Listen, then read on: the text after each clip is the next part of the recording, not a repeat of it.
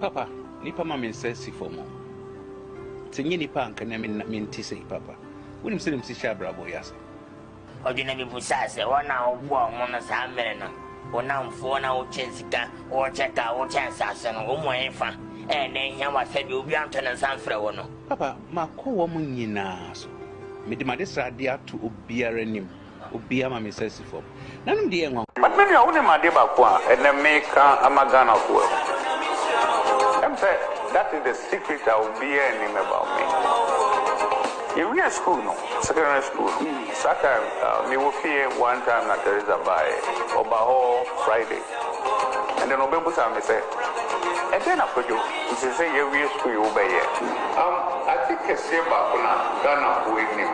And only secret and then make us have done the extra Ghana. The entire matter is that after the way mom may be preventing or the crown can see SY, which is you fear after you reach secondary school and then Obebus and Sakojo meaning self as of bust. But to say, me come baby, and Uba me, Ukwana, or yet the single parent, and then I'll pass away. And I said to her, me said that. So, for cycle back to Umahasi. And then Obaba on Sunday in the morning, Oba no Busam said, when you will be a person for day or between the Mema for Germany. And it's like, would be a grandmother, Germany. Okay. And that time, now you bet you have 30,000. So, Obusam said, 15,000, so that would be 15 a person. The one I rush for me, mammy. To me, boy, and me, mammy to be a mammy, 10,000. And then I'm sister, I wore TV bill. Tini panel for you into Obin Castle or Dolga. Into Obin Castle, Beruama. Into Obin Castle, or Wumpa or Beruama. Nothing than the neck to say, I come in one say. The beer me one of me and the beer would have formed. The beer would dumb Freya number. But the beer one said, Sankawa, ya rebim at the beer at a wheelchair for almost 10 years. That's when the beer may cousin. We don't know the way I would in it or Modoma, alien house. You could see my phone. It's a mechanic. No one. So, one afternoon, dear, I'm a Casabi can give my brother. If it's a Saka, so now my area check, there almost 5 years I made that demo. Menyanti Ubia Anka. And see, I want to be interested in anything, no, but a year no, Mammy, you know. Now, 79 TV. And you know, once also was it also been answered. Me no. And then my son was at time, and I'm a bravo me come. You see a knee pepe. Say, yeah, no.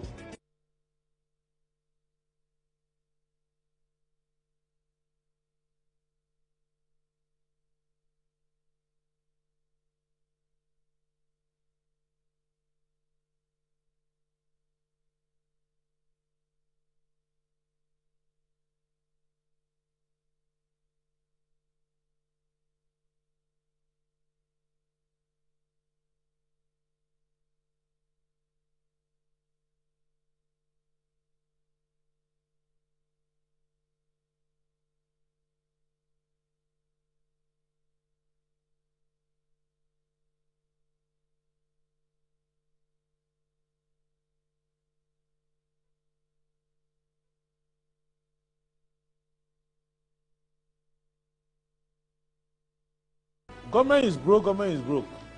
But people are spending billions to go inside the government that is broke. Have you ever seen a minister who resigned because government is broke before? Government has no money. Have you ever seen a governor who said, ladies and gentlemen, when I was elected, I thought the government had money. Now I discover government has no money, I resign. Have you ever seen it? Government has no money, but they are bringing money out at election time. Where is that money coming from? So they are lying. What is happening is that There are two types of wicked people in government. Type 1, they eat current money. Any money they find in government, they will eat it. They are wicked about that one. There is type 2. Type 2, they eat current money and future money. They will say, my term will end next year. When I leave, how will I eat money? Let me borrow money now and borrow money of the future and eat it now.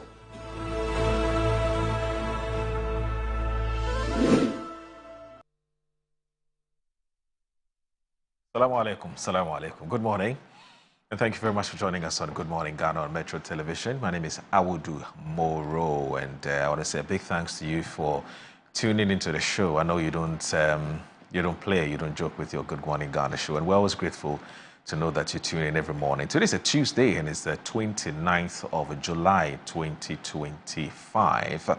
This is the day the Lord has made, and indeed we're glad, and we want to say a big thanks to the Almighty God for giving us the rare privilege of returning here to join the nation's conversation on what's happening in our dear country, Ghana. So we'll kickstart with the front pages of the newspapers that we have this today.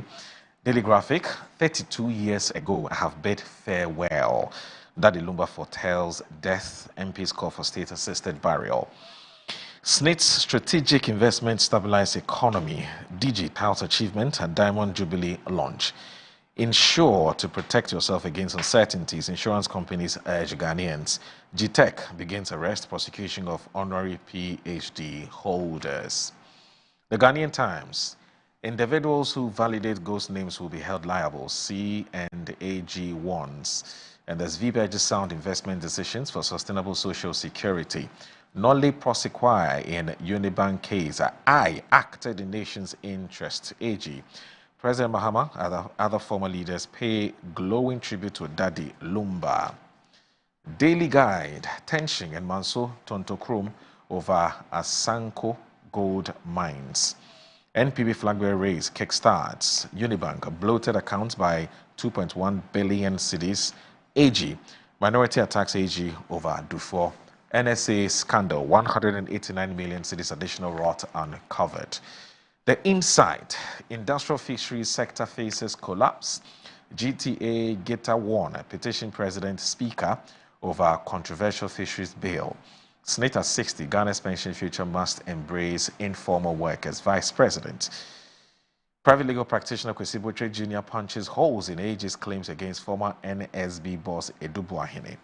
Asanko Gold stokes tension again at Manso Tontokrom with planned use of military to guard mining concessions. AG closes in on Wontumi others as a Akonta mining scandal. Others are set to go to court. GBC Union petitions NMC over Director General's continued stay in office despite expired tenure. Speaker, Parliament of Ghana endorsed KGL Group's CSR achievements. The New Republic. Ayine on the ropes. Angry Ghanaians demand action, not excuses. Bahama declares agribusiness economic savior amidst urgent call for action. Governor Esiama heralds economic rebound. CD gains, inflation drops as BOG considers policy shift. Akwetiaba by election, NDC secretary, legal eye throws hat in the ring. Government dumps controversial Rockshire deal. The Business and Financial Times. Smuggling surge in raw rubber raises concerns over TCDA enforcement failures. BOG faces crucial decision on policy rate despite signs of recovery. Analysts anticipate rate cuts as much as 200 BPS.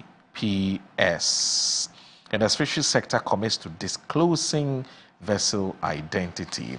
Stanbic Bank calls for structural reforms to sustain forex gains. And the Forestry Commission boss sues Dachi Hine of New 88.3 FM and Impact Media Limited.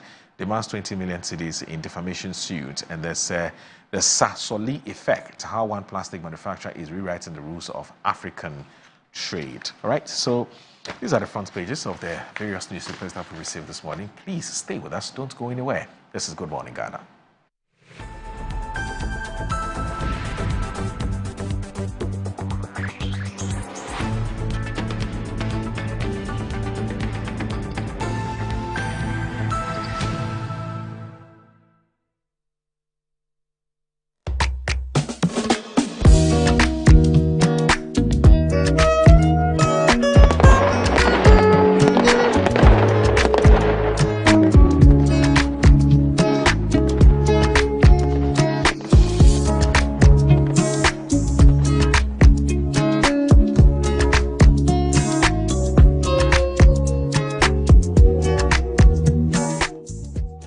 here at Mycom JA Limited to show you the Promethean Active Panel, the ultimate tool for corporate institutions, hospitals, schools, and your home. With its crystal clear 4K display and an unbreakable screen with an ultra responsive touch technology, this isn't just a screen, it's a game changer. For corporate institutions and in schools, this active panel can be used for Zoom meetings and PowerPoint presentation. And oh, your homes are not left behind. You can use it to watch all your favorite programs by just connecting to a Fire Stick, and you can get access to channels like Netflix and Amazon, and voila, you are in there. At Mycom JA Limited, we provide you with the best quality products from the United States of America with 1-year warranty. You can get an active panel at a discounted price of 18,000 Ghana cedi only, and it comes with a Fire Stick, a webcam, and a micro system. You can locate us at Chado Container behind the Trade Fair. Visit Mycom JA Limited today and elevate your tech.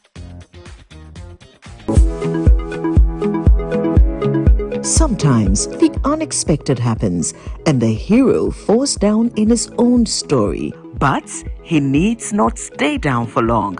Cosmopolitan Health Insurance is your trusted health partner. Whether an individual building a business, with Cosmopolitan Health Insurance, your medical care is our concern. For the best health insurance solutions for corporate institutions, groups and associations, families and individuals, choose Cosmopolitan Health Insurance from our over 700 accredited health service providers nationwide. Call us on 0302 540 668 or 0501 678 547 for all your health insurance solutions. Cosmopolitan Health Insurance, your medical care is our concern.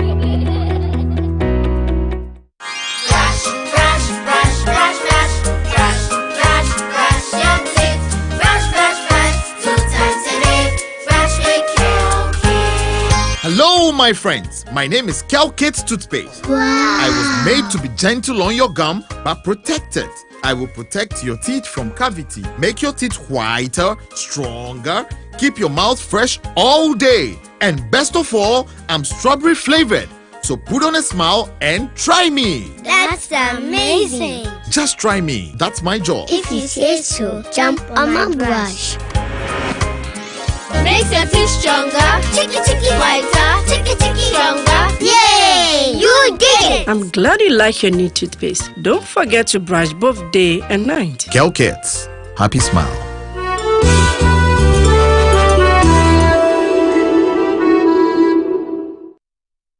I'm a brand manager. Of course, I accept only quality and affordable printed souvenirs for my promotional campaigns. I'm the head of academic affairs of a very important institution in Ghana. Of course, we only deal with quality, reliable printing companies for our institution's printing materials. I'm talking about appointed time printing. Appointed Time Printings. We take pride in our extensive print scope that transform your ideas into captivating visual masterpieces. We delve into the core objectives and vision of each print project. Precision printing is at the heart of our printing process as we meet your tight deadlines. Our rigorous inspection, color verification, and overall printing excellence are assured. 20 years of printing excellence. It's always a pleasure working with you to create a vibrant, dazzling printing experience that gives you a masterpiece. Appointed Time Printing, your world of quality and affordable printing. Hey, pay right, borehole drilling. Hey, a Japan reject for Abama and show some dewa. Pay reject a darumanti, if you be a money shoe, ain't so young crankre, a jumaku, in swan sorry, Namupe and should did you may be a dear. Make out for pay reject the amount, any pay reject, Wama quadri our borehole drilling, water purification, any bibiada a fat in shoe, Natie, pay reject in Kwane borehole drilling company, Wotu Somawa, or San Super a brano, a babesha sending sonity, and Sayo, Wama Sanso de Shishasu Kokra, a Gunoswa, Yede Babe Bow Amosika Sem Piano Alcoye. Won't pay way now per day. With them, call them now. Flying I was 0240-217253. 0240-217253. Pay right GH since so young quadia. Any ye maunkwa.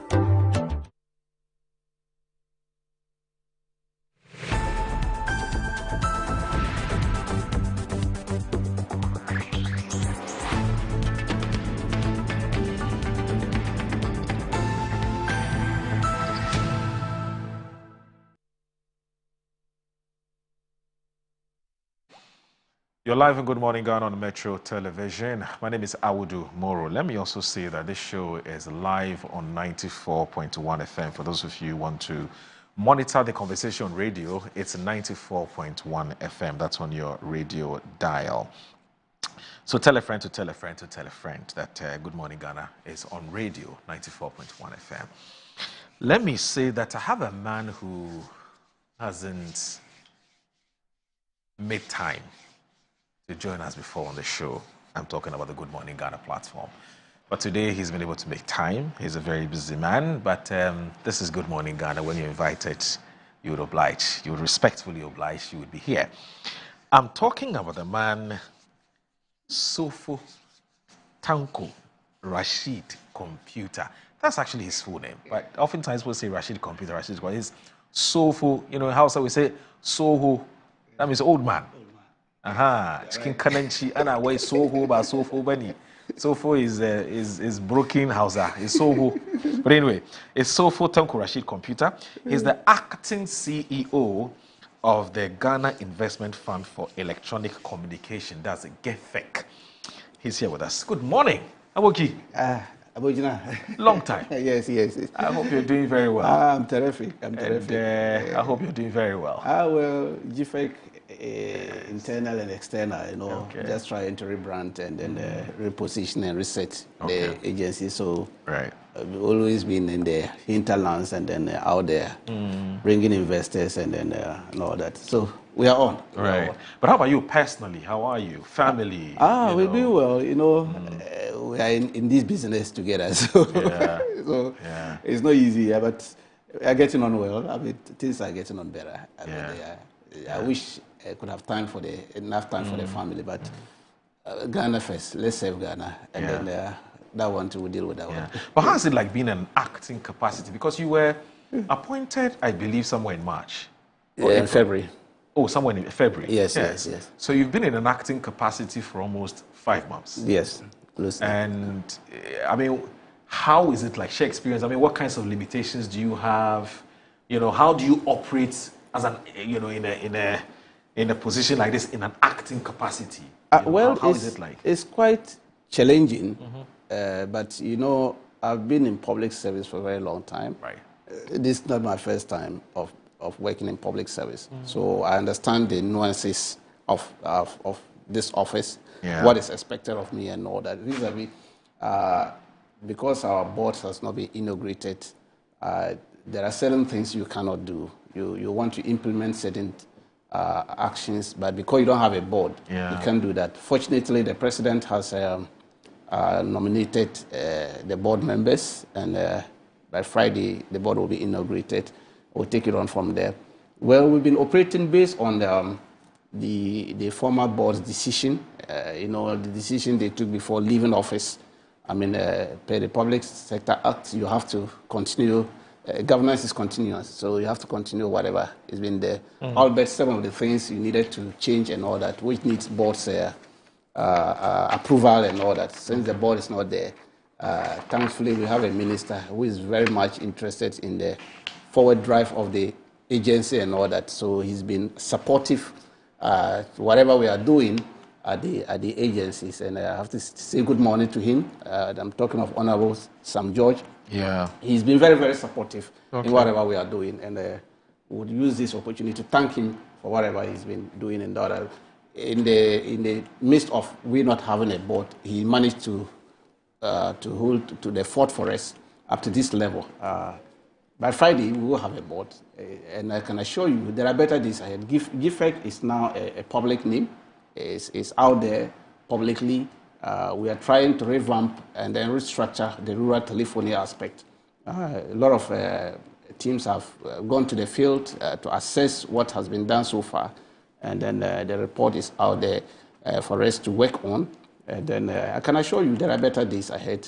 Recently, I met a group of investors in UK who are trying to help us restructure our rural telephony aspect, because that is the most important aspect currently. That will bridge the digital divide.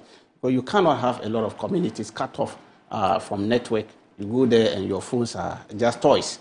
I mean, there's no network there. Yeah. That also gives us problem in fighting crime. You know, where community, you don't have a network, who can report crime and all that? Where there are insurgents and all this kind of thing. So, but if you have network, proper network in the communities, I'm sure they can trigger information that if people are trying to misbehave or cause a mishap in the community. So these things we are working closely with national security. I had a report from them. Very soon we'll be meeting the IGP over that issue, this network problems, where we've realized that some of the communities, whilst I was driving down Oti Volta region, I realized that you can drive almost 10 to 20 kilometers without network. It means the whole stretch of that area, you can have bandits blocking the routes and misbehaving. And they have done that severally. So we're trying to see how best we connect those communities using this, our rural telephony project, so that it can stop these bandits from misbehaving. Because if you come there and block the route, somebody can easily call and then they'll round them up. So these are the things we are doing at GIFEC, and I can assure you there are better days ahead. But when we talk about GIFEC, who are you really? Well, it's an investment fund. It's Ghana Investment Fund for Electronic Communication. Okay. It's an investment fund put together by Parliament. I mean, we started way back in 2008 when the Act itself came into being, Act 775. We work with the telecos. There are major areas that we deal with, 4 major areas. Okay.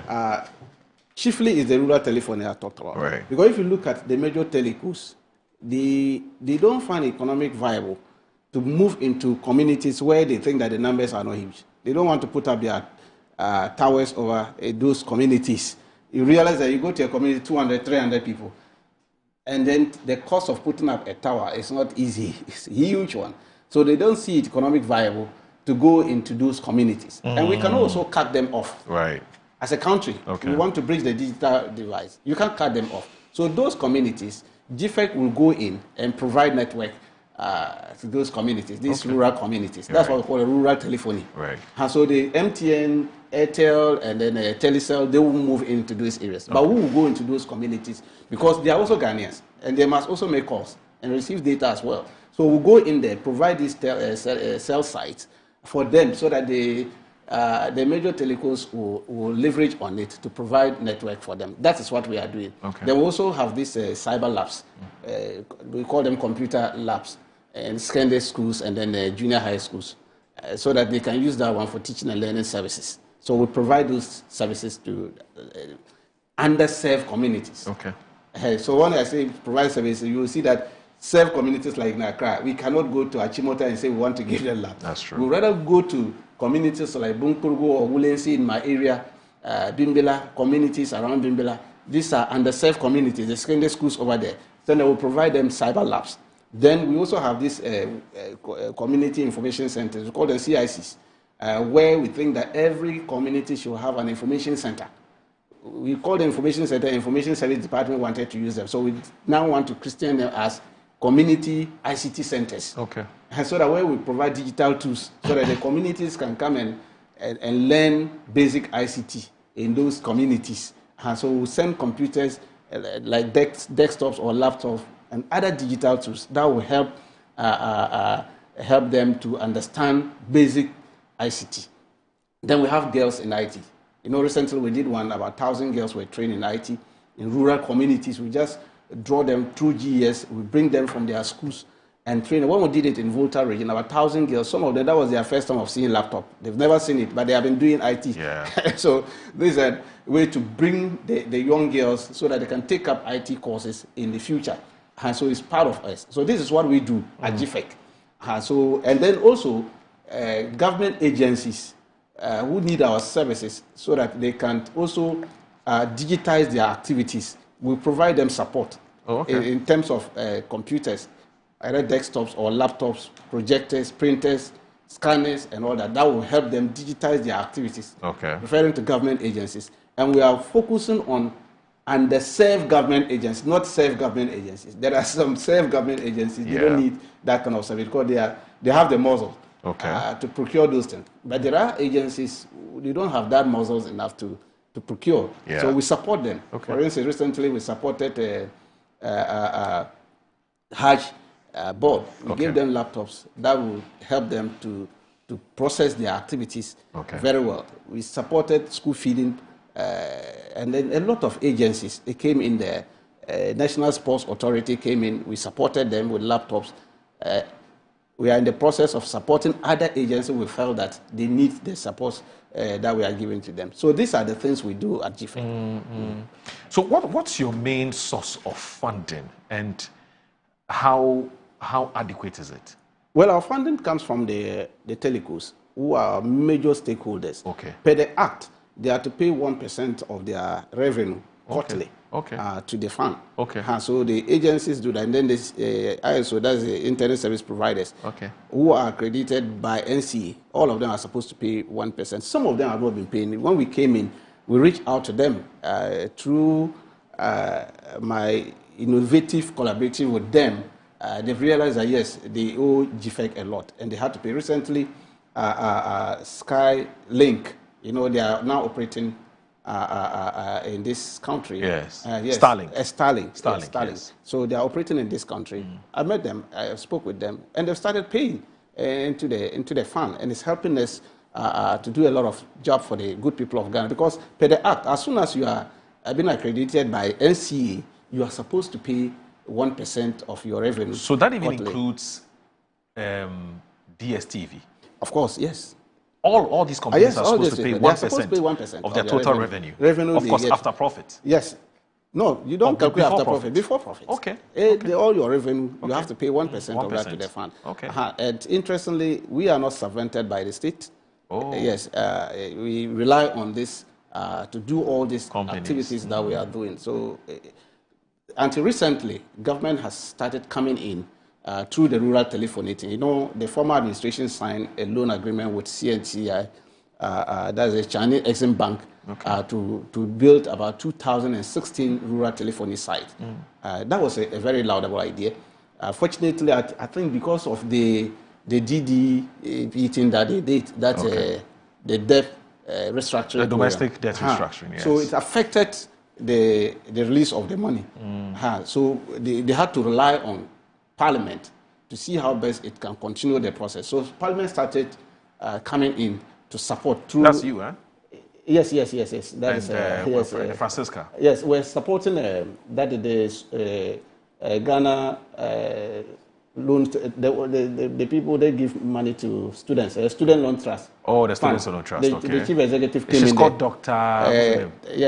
Saida. Yes, Dr. Saida. Yes. She's not in charge. She came and we supported with equipment to help digitize their operation. And that was what you saw over there. So for the first time, you see that we are now out there trying to make sure that we do justice to our mandate.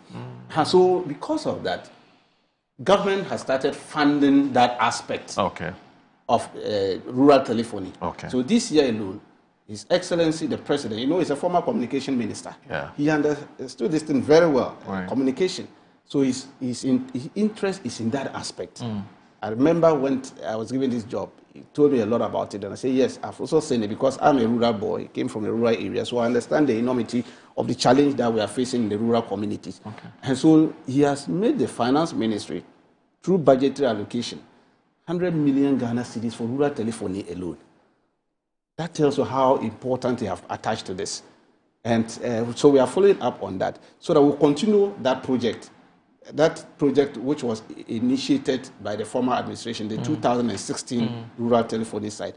We are looking at it. We've gone to do some assessment of the site. Some of them are down. They are not operating. They've done about 1,005 or so, but those active where traffic is passing through the cell site are just about 780. So we have a lot of gap that we need to bridge. And so we have to I'll use this opportunity to thank His Excellency the President, John Dramani Mahama, for trying to help us bring up this activity. So by the close of fourth quarter, a lot of rural communities would have been connected to network and will be active making calls and data and all but tell that. me, what data are you working with? And I mean data as in, currently as we speak, what's the coverage of, what's the rural telephone coverage like? And what are you aiming to achieve by the time your mandate has ended? Yeah, currently I can describe the coverage hovering around 55%. Oh, 55%. 55%, okay. Because that is what we came to meet. Okay. Because if they had done the 2016 site active, we would have been hitting somewhere 70-80%. Okay. But unfortunately, I think because of the difficulties they went through and all that, they couldn't do that. And so now that we have gotten this from the presidency through the Ministry of Finance, we will activate all the sites which were not connected. Most of them, they build it, but they were not connected. Okay. Because when you build it and you don't connect it to the major telecoms, traffic will not pass. That's true. And that will affect even whatever you are doing. Okay. So we are trying to do that. We have the data now, and we are hoping that by the close of this year, if we are able to activate all these sites and connect the remaining 445 cells, which has not started at all, we can hit almost 80% of that. And next year, that is what we are trying to do. And so we've got all the data, send out team members, and I'm working with some organization which is trying to use TV white space technology to leverage on this one. And that will help us a lot, because the TV white space, where the unused segment of the satellite that you are using, we can use that one to route it through to bring telephony and data to the rural communities. It's a new technology which is being out there. And we are also activating our hub. We have a satellite hub sitting on Kofi Annan, owned by GIFEC. We want to make good use of it, because currently it's been underused. It's a whole hub. People don't know that we have a hub here. Yes, and it's sitting up there. And we want to leverage on it, make sure that we make good use of it, because it can provide a lot of services to us. Currently it's providing only 51 cell sites and 45 communities. That is hopefully underused. And we spend almost $3 million to upgrade it. And yet we are providing only 45 communities. It's been hugely underused. So we're getting in touch with bodies which can give us solutions where we can activate it properly in a lot of community. It can help us, because you can't have a cell site and it's a hub like that sitting down being underused. And other agencies or organizations, even Metro, you can come and we do a business with you using the hub. It can help you in transmitting and all that. Sitting out there. We'll be there right after the show. And then we'll give you receipts as well. I was thinking pro bono, but it looks like money matter inside. Anyway, so I get it. But in terms of the funds that come to you, would you say that would you have wished that you had more, or you think for now you're fine with what you're getting? And my second question to you is, the companies that have failed over the years to do their part of the deal, which is to do their part of the deal, as in paying their 1% to you, which you intend to use to contribute to the funds. Why don't you penalize them for this, so that other companies can take a cue from there? Very well. The 1%, I'll describe as woefully inadequate for now. For now. Considering the activities we are engaging. Because we look at the CICs, I'm not surprised most of the CICs are down. The Community Information Center, most of them are completely down. They have been run down. They have not been operated for a very long time because of lack of funds. Now we want to activate it. Almost all my MPs, honorable MPs, they want their CIC to be active, because they've seen that digitization is the way to go. Good. So we need more funds to buy more computers, laptops, desktops, and then the other digital tools to activate those CICs and other things. So the 1% is woefully inadequate.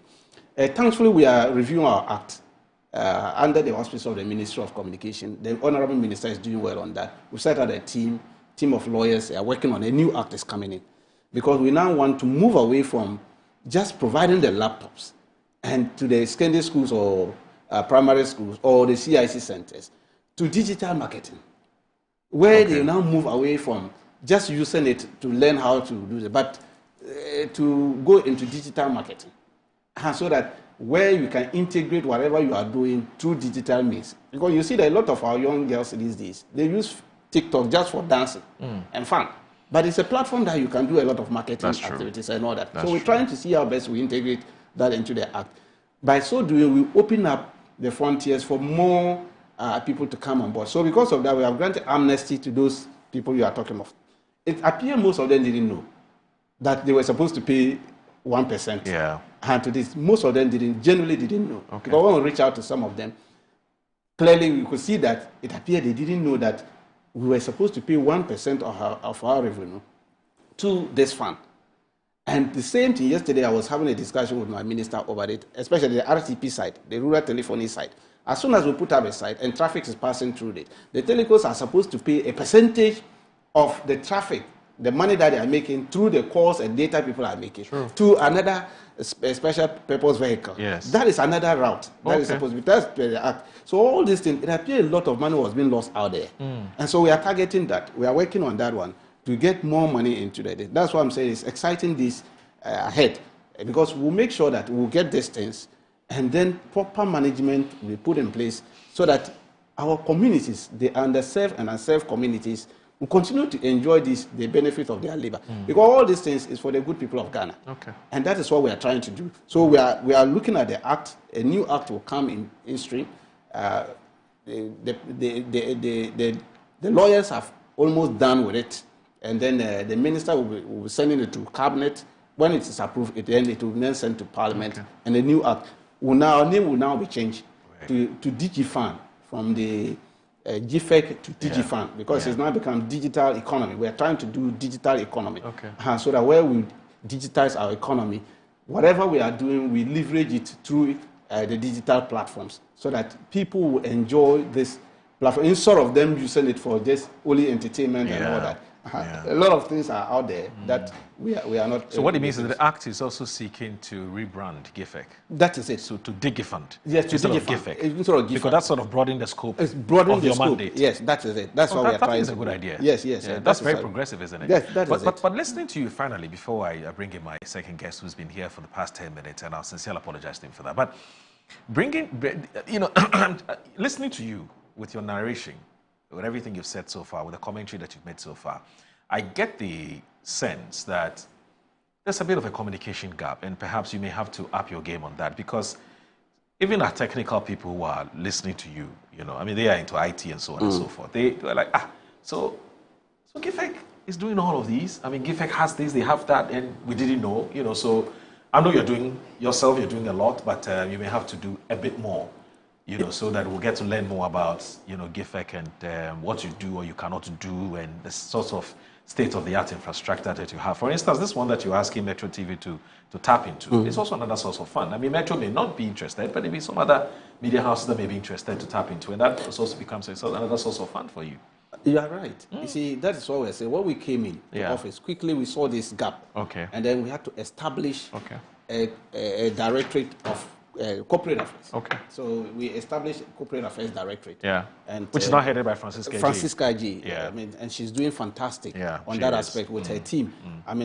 Because when you are doing something in the dark, it doesn't help society. I agree. It's always good to bring it out publicly for people to know. Yeah. Until we came in and started publicizing our activities, people didn't even know that these are the activities we do over there. And now it's all over the place, and people are getting to understand that, this is what this agency is doing and all that. And it's coming. It's good for the good people of this country. So we are upping our game on that aspect. The directorate is up and going. We are also trying to open up in the rural areas, especially the districts, our presence to be felt in the district. That's why we want to activate our CICs very well, so that we open up district offices of GIFEC. Currently, we have opened a regional office. We used not to have regional office. And so people didn't even know. You call GIFEC and they say, what is that? What agency is that? So are you in all the 16 regions? Oh, yes. Now, currently, we are all over. And all the offices are up and running? All the offices are up and running.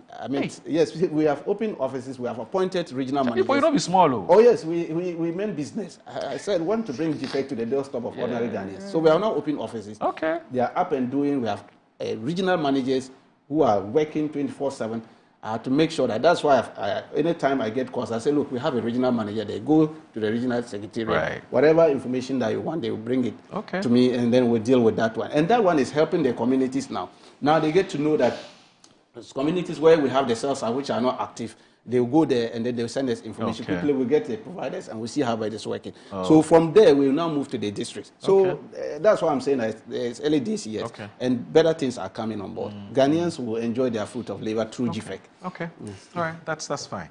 I'm sure that my other guest who's joined us will be more than keen or more than you know, interested in doing what you're doing for his constituency, because I'm sure that not everybody there has access to dependable or reliable, do you call it? A network. Network. Yes, So I'm talking about the Honorable Isaac Boama Nyako. So Isaac Boama Nyako is the Honorable Member of Parliament for the Ifia constituency. He's not an IT person per se, but he's a private legal practitioner. He's a lawyer as well. And so let me welcome him to the show. Good morning, sir. Good morning. Thank you very much for making time. Thank you. It's always a pleasure to host you.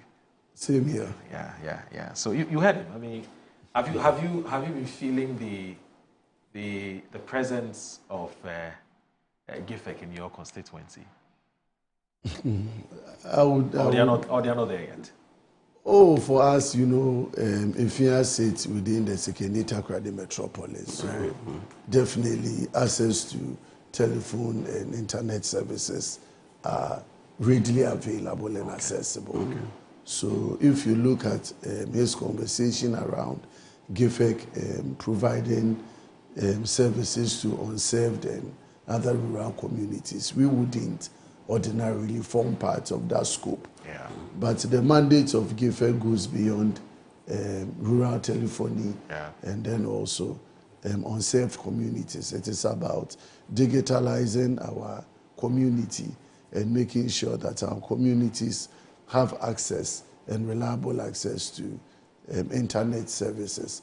And also you're looking at what kind of people within the community ought to be served with these. So he talked about provision of laptops and desktop computers to certain institutions. Of course, those institutions go far and beyond rural communities. So when you come to the cities and other constituencies like we do, of course, we would also be looking forward to such services and support. I'm sure after this meeting or show, we would have further conversation and deliberation on it. Let me take this opportunity to say a very good morning to our cherished viewers and also to the good people of Ifia constituency. And also congratulate my brother, Rashid Tanko, Computer, for his appointment as the CEO of GIFEC. This is the first time we are meeting in person, but his name and his contribution to the NDC's electoral victory cannot be understated. A very young and energetic man. And so when we have such appointments, we all need to celebrate and then hope that they able to provide the needed leadership and then also bring transformation to the areas that they've been appointed to serve. GIFEC, from the point of its origination in 2004, was a creature of the New Patriotic Party. And then also, if you look at over the years, the support that has been given to GIFEC, he mentioned the intention to expand rural telephony to over 1,000 communities. And then at the time that he took over, about 780 communities had gotten some kind of connection. That speaks to about 78% of the deliverables.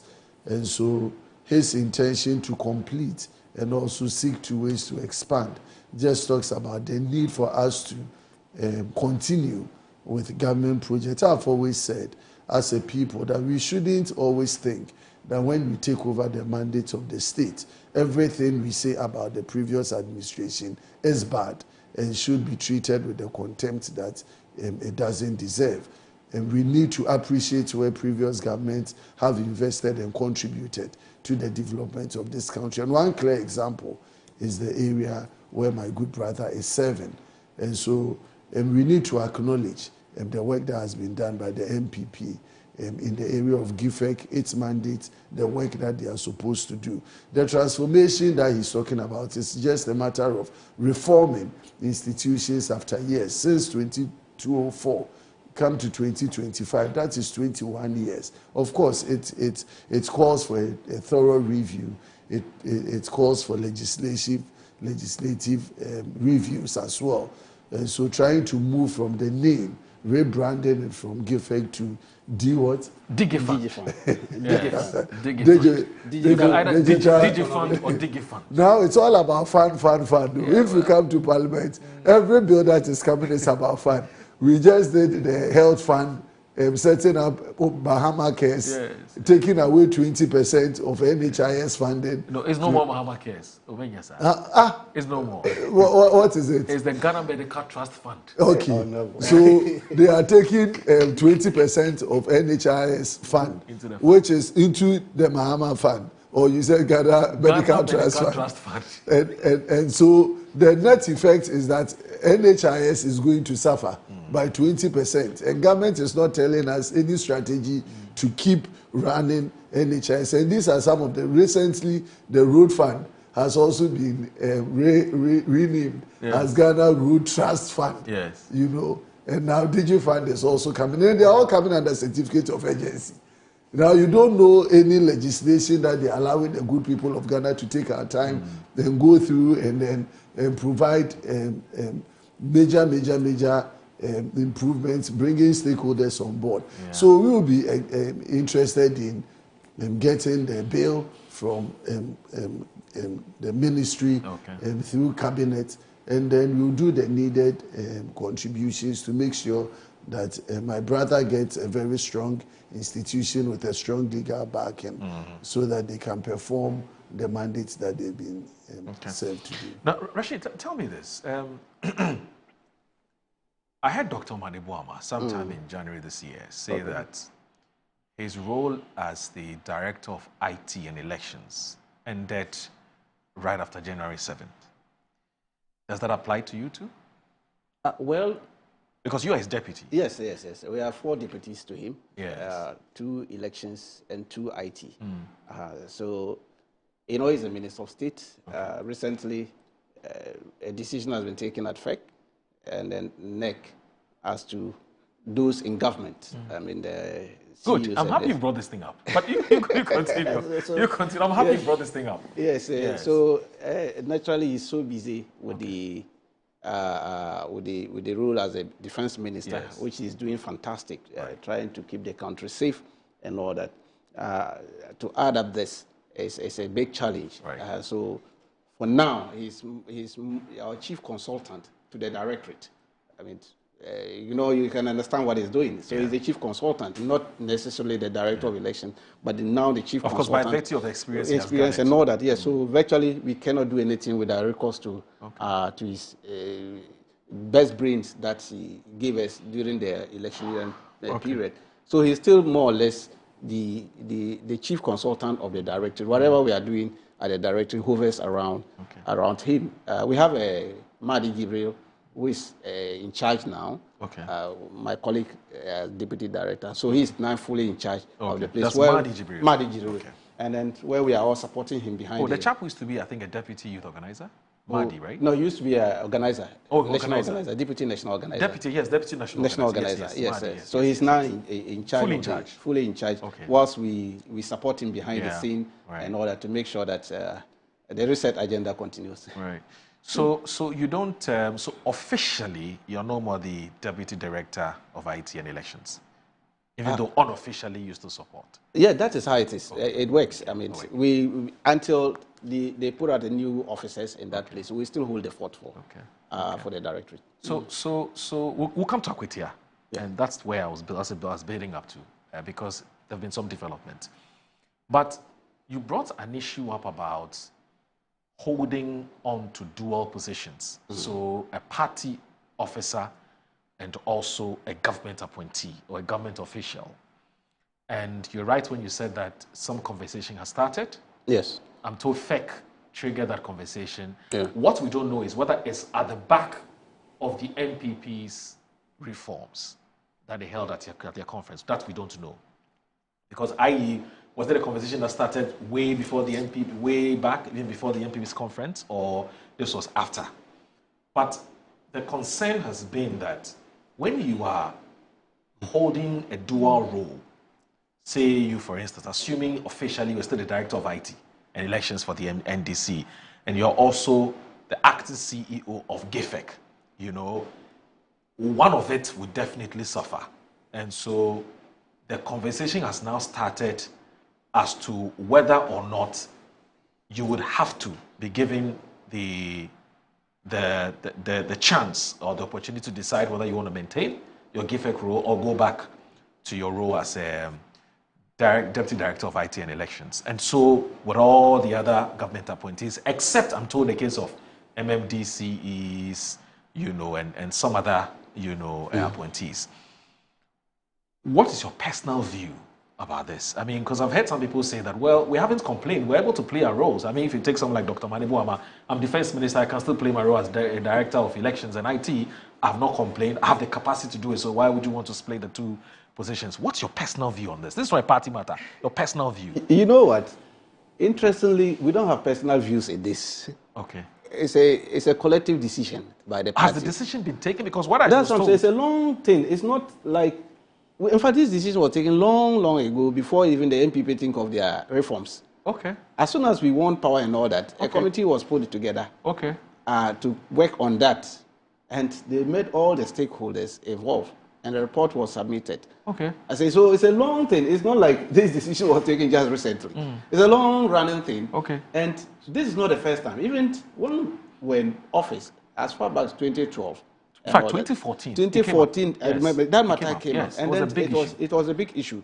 And if you look at the constitution of the party currently, it's spelled out on those things. That dual rule thing has been taken out. You remember some years back, E.T. Mensah, late E.T. Mensah, used to be a sports minister as well as youth organizer. Yes. All right. So it's a long-running thing. Okay. But now a decision is a collective decision by the party. It's settled. It's not. So what's the decision? It's simple. And who does it affect? No, it's a straightforward thing. If you are a minister, of course, as mistaken, you naturally cannot hold to your party position. Okay. And at the same time, as a chief executive officer. Okay. Yes, like we are saying, those at the regional levels, it doesn't affect them. It's different. That one is that level they can easily manage the issues. But at the national level, where you are given a national role and all that, of course, definitely you have this. But that doesn't preclude that as that officer, you don't have the right to participate in party activity. You still have that right. Yeah. For instance, you can attend FEC, you can attend NEC, and then contribute whatever you are doing. But that role that you used to play, somebody will definitely take over that role. That's why I'm saying that, for instance, the directorate, until a new director of election is appointed. And another thing, we have Madi acting now, and then the other members who used to be there will support him as consultants and all that. So we hold the fort. So when a new director is appointed, are you getting it, with the deputies? Of course, naturally, they can now have their freedom to operate. But that doesn't mean that Dr. Manibuama cannot come to FEC. He can still attend FEC. Yeah. He can still attend NEC as an officer who has massive knowledge in the election management and all that. You cannot take away that thing from him. Are you getting it? Yes. Yes, because the relationship between party and government is a thin line, very thin. Are you getting it? Very thin. So that experience is going to be at the doorstep of the party. And I think it's one of the beautiful decisions that the party has taken. That, yes, these officers, for instance, you have the youth organizer, who is now a minister, right? Pablo, you know his experience in managing the youth and all that. So you can't say, okay, Pablo, just go and sit down and be a minister. Don't come in when it comes to youth activity. Right. So the door for FEC is open to him. The door of NEC is open to him. So anytime we have FEC meeting, he comes in. We have a NEC meeting, he comes in. His contribution is very important to the organization of the youth. Are you getting it? So when the youth organizer is there, he will still need that experience and all that behind the scene to support the activities. This is how we are trying to marry between the party and government. So beautiful. It's far different from our opponent. You know, DS was just in a hasty. I don't know. They haven't taken their time to look at some of it. It was too hasty. I'm sure it will hit them hard in the near future. The way they've done it, I have been studying it, and I think that it was in the rush. The way they quickly package it and put it together. Okay. I know because in opposition, the discussion in opposition looks different when you are in government. You see, it looks very different. So I'm not surprised they went that way. When they were in power, they were silent about it. But now that they are in opposition, they are seeing it differently, and that's why they rushed and did what they did. Okay. That's for them. You know, they are capitalist oriented. We are social democrats. We have our way of doing things. Okay. And then I can assure you, there's no delink at all. Okay. I mean, the experienced ones and all that is still at the disposal of the party. Right. The party will still, for instance, like we were saying, Akotia, all the power hands that make sure that the MPP lost massively in 2024, and then the Ablekumanov, this same powerhouse is moving to Akotia, right, and to make sure that we'll take the seat again from them. So it's the same thing. Nothing has changed. I don't get that same impression when I listen to George Opariado, who's the Minister for, I believe, Youth Development and Empowerment. In fact, I listened to an interview. I followed an interview he had on another platform, and what he said, unless of course I didn't hear him correctly, but I heard him say that it's a discussion which is ongoing. Yes. And he personally disagrees, and because as national youth organizer, he is able to combine the two roles effectively. And that even if FEC takes the decision, of course, you respect the decision of FEC and national, that's whether FEC or the National Executive Committee of the party. But what he's aware is that the FEC has asked, if a meeting was held, and FEC asked the regional, the regional party officers to go and consult further on what the party's, officers on the ground. So from polling station to constituency and so on, so that they can take feedback from them. And then in their next meeting, which is in the next 2-3 months, they will take a firmer decision as to what the way forward should be. So I'm not sure which is which, because as far as I'm concerned, that's what I'm saying. It's not that. Okay. I said that discussion is ongoing. Unfortunately, I was not part of the NEC meeting. Okay. I was out there. I was in UK for a program. So that decision, I don't know how they ended it. But it's an ongoing one, like I'm saying. Naturally, if you are a minister, and like he was saying, the role of minister and that of a youth organizer, like what E.T. Mensah used to do, we don't want to delay that one because of the vast experience he has in that place. How are we going to manage the two? Right. And that discussion where I was privy to was that, okay, he's part of FEC. Even if somebody is nominated as an acting youth organizer, he still comes in as a FEC member, he still comes in as a NEC member, and then to contribute that kind of vast experience that we have. For instance, like I'm saying, I celebrate my director of election, Dr. Mani Boama, because of the experience he has. Such vast experience he has, the party needed going forward up to 2028. Are you getting it? But because he's a defense minister, trying to secure the borders of the air and then the water bodies for Ghana, he will so much in that one. But we cannot discount the experience the man has. Very experienced. In fact, he needs to write a book. We have been pushing him to write a book on this, on that matter. So it's an ongoing discussion. I'm sure NEC, maybe they didn't conclude that. That's why a statement is not issued. That one is conclusive. It's an ongoing discussion. And I believe, I have the confidence in our party structure to deal with this matter. To take a more decisive decision. Issue on this matter. Because some, yes, will be able to manage the two. Others maybe to be so inundated on them that they might not be able to manage. That depends upon the decision. That's why I'm saying that I don't have a personal decision on this. It's a decision that I will respect from party leadership, FEC or NEC, which is the highest making business, and we have the political committee. That one there, actually I don't have a personal decision. All right, that's fine. So we'll take a short break. It's less than 30 seconds. And then when we come back, I'll pick your thoughts generally on this, and then we'll go to Akwatia and look at how your party is preparing. We're told some names have already come up, and your party is taking the decision as to who is going. I'm told it's your treasurer, isn't it, in Akwatia? All right, so please stay with us. This is Good Morning Ghana.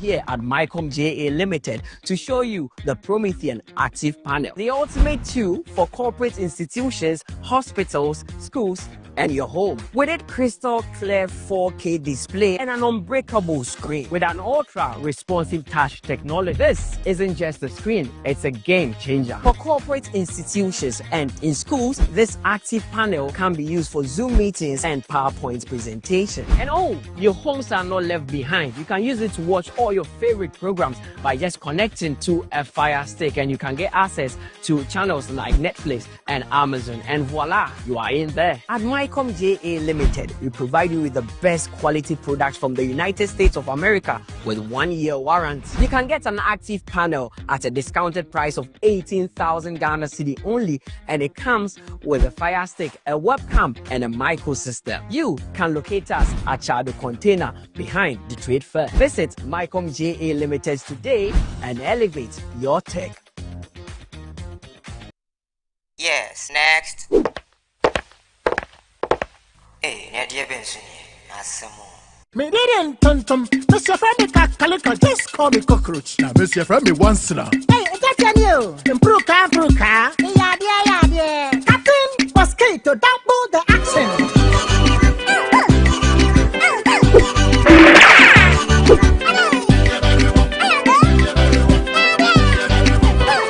Me did it, Sasso spray. Mr. Femi Sasso quell. Yeah, go to my Sasso.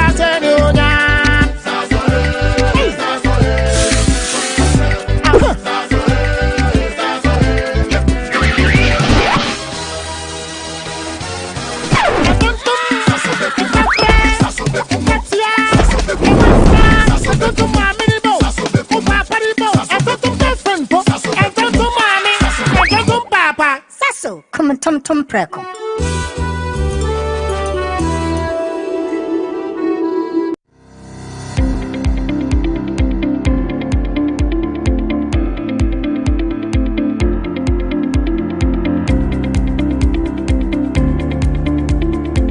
Ebusiafo ye mama kwaba eba Children's Palace. Nkwala nyema nyina fie enyi.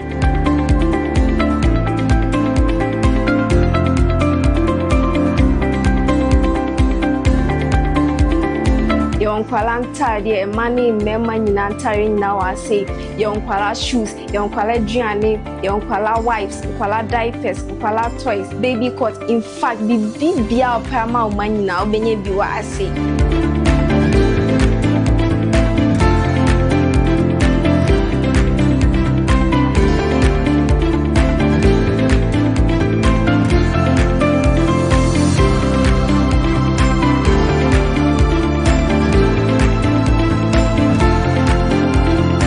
Located at East Legon Hills, Nana Chrome KFC. Contact us on 059 6377 172. Children's Palace. Happy children, happy fashion. See you soon. Bye-bye.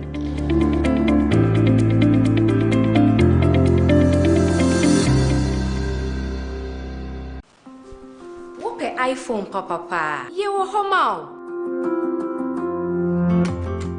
So open iPhone's accessories papa dia menhwe baby ya me mo akwa ba EBA phones and accessories. Sebani EBA yeton iPhones any ho accessories. iPhone 50 XL cost 16 Pro Max.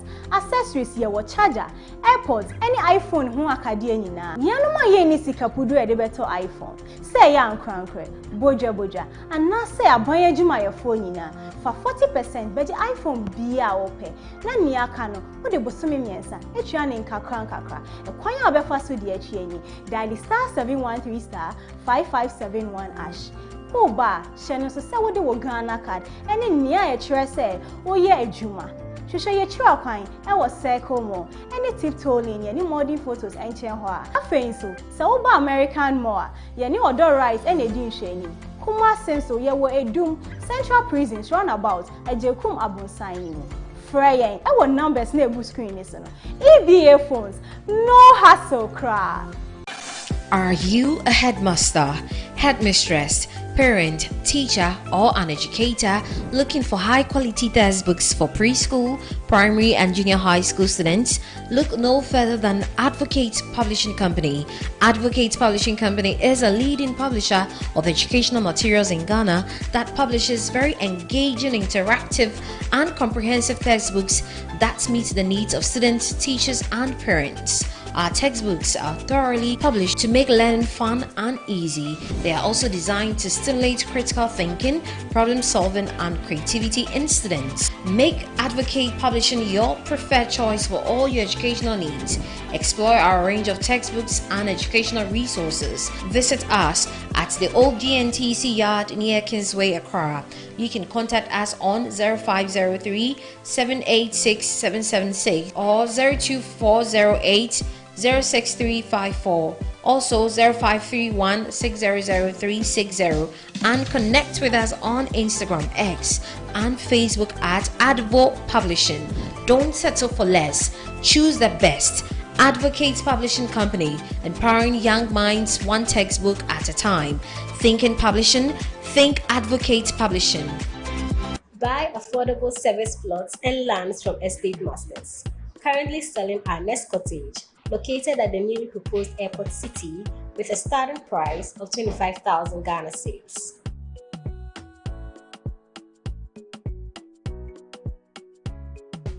We also have Palm Hills, located at Panfukuro in the Bomwa East District, also with a starting price of 15,000 Ghana cedis.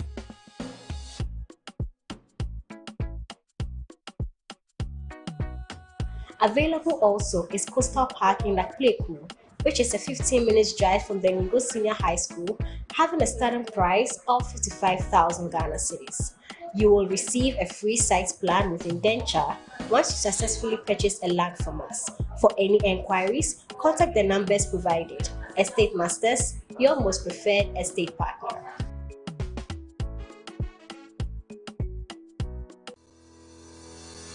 Tucked between the vibrant energy of Accra and the scenic charm of the Kwabena Hills, our gated community offers the perfect blend of tranquility and accessibility.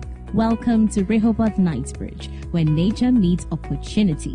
Secure your future with fully serviced plots with well-tarred roads, reliable drainage systems, electricity, and water.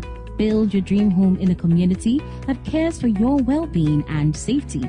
Indulge in premium amenities that redefine luxury living: a swimming pool, tennis court, basketball court, sauna and steam in the iconic shopping mall, all within reach. It's more than just a space. It's your sanctuary in the city. Wake up to mountain views, take a jog under palm-lined paths, and experience the perfect balance of city access and natural beauty, starting at just 450,000 cedis with flexible payment plans. Visit www.rehobothpropertiesgh.com or call or WhatsApp 024-476-4499 or 020-495-0810. Rehoboth Properties, quality housing for all.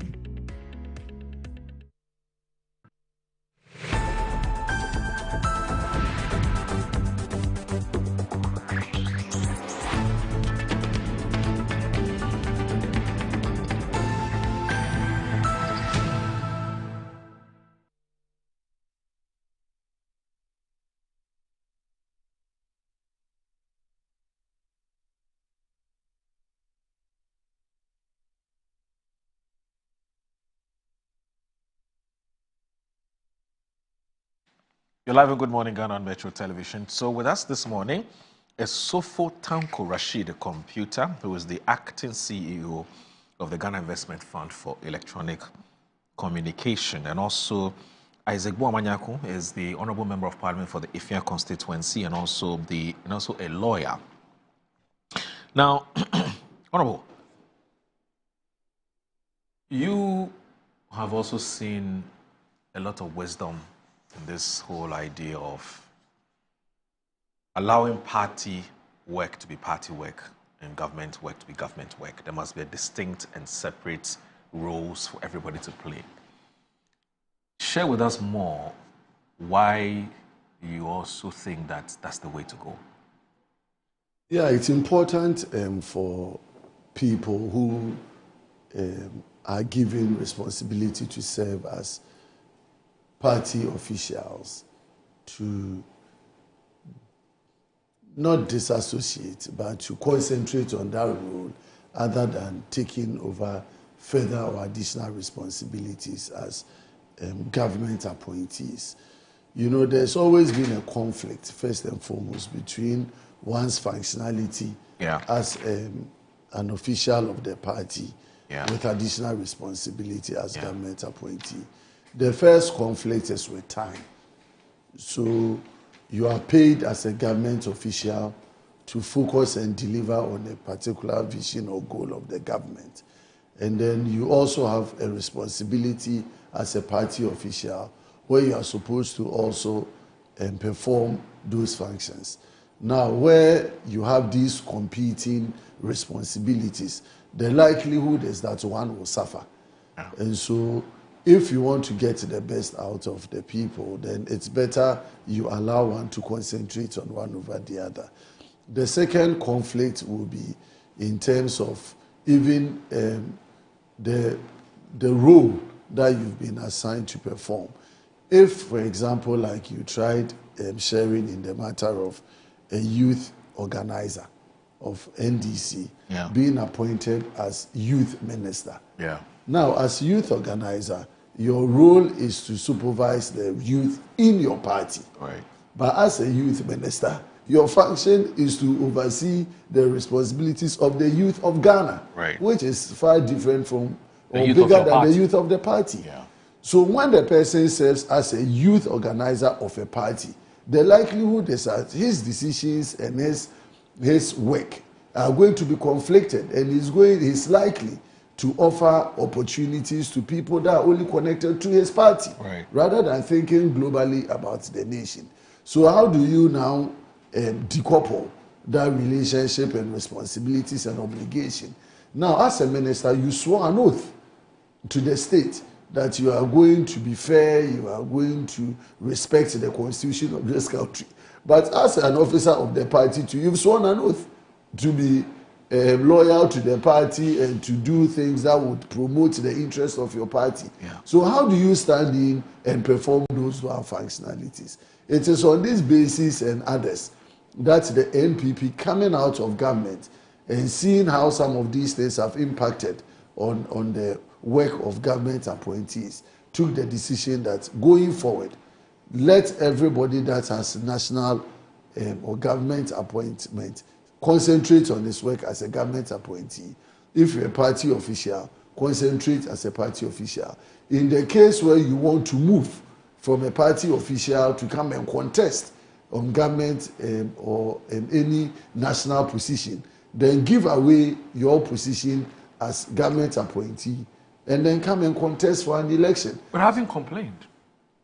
I'm doing both effectively. No, it's not about, when it comes to the movement from a government appointee to contesting for example, positions of a member of parliament. That is a different area. The thinking is that if you're a government appointee, you are serving government in a role. And the member of parliament is also performing his role. Now, everybody has a mandate. The MP has a mandate to work over a 4-year period. If you have not been disappointed by the executive that appointed you, you are supposed to also complete a term, which is contemporaneous with that of the president.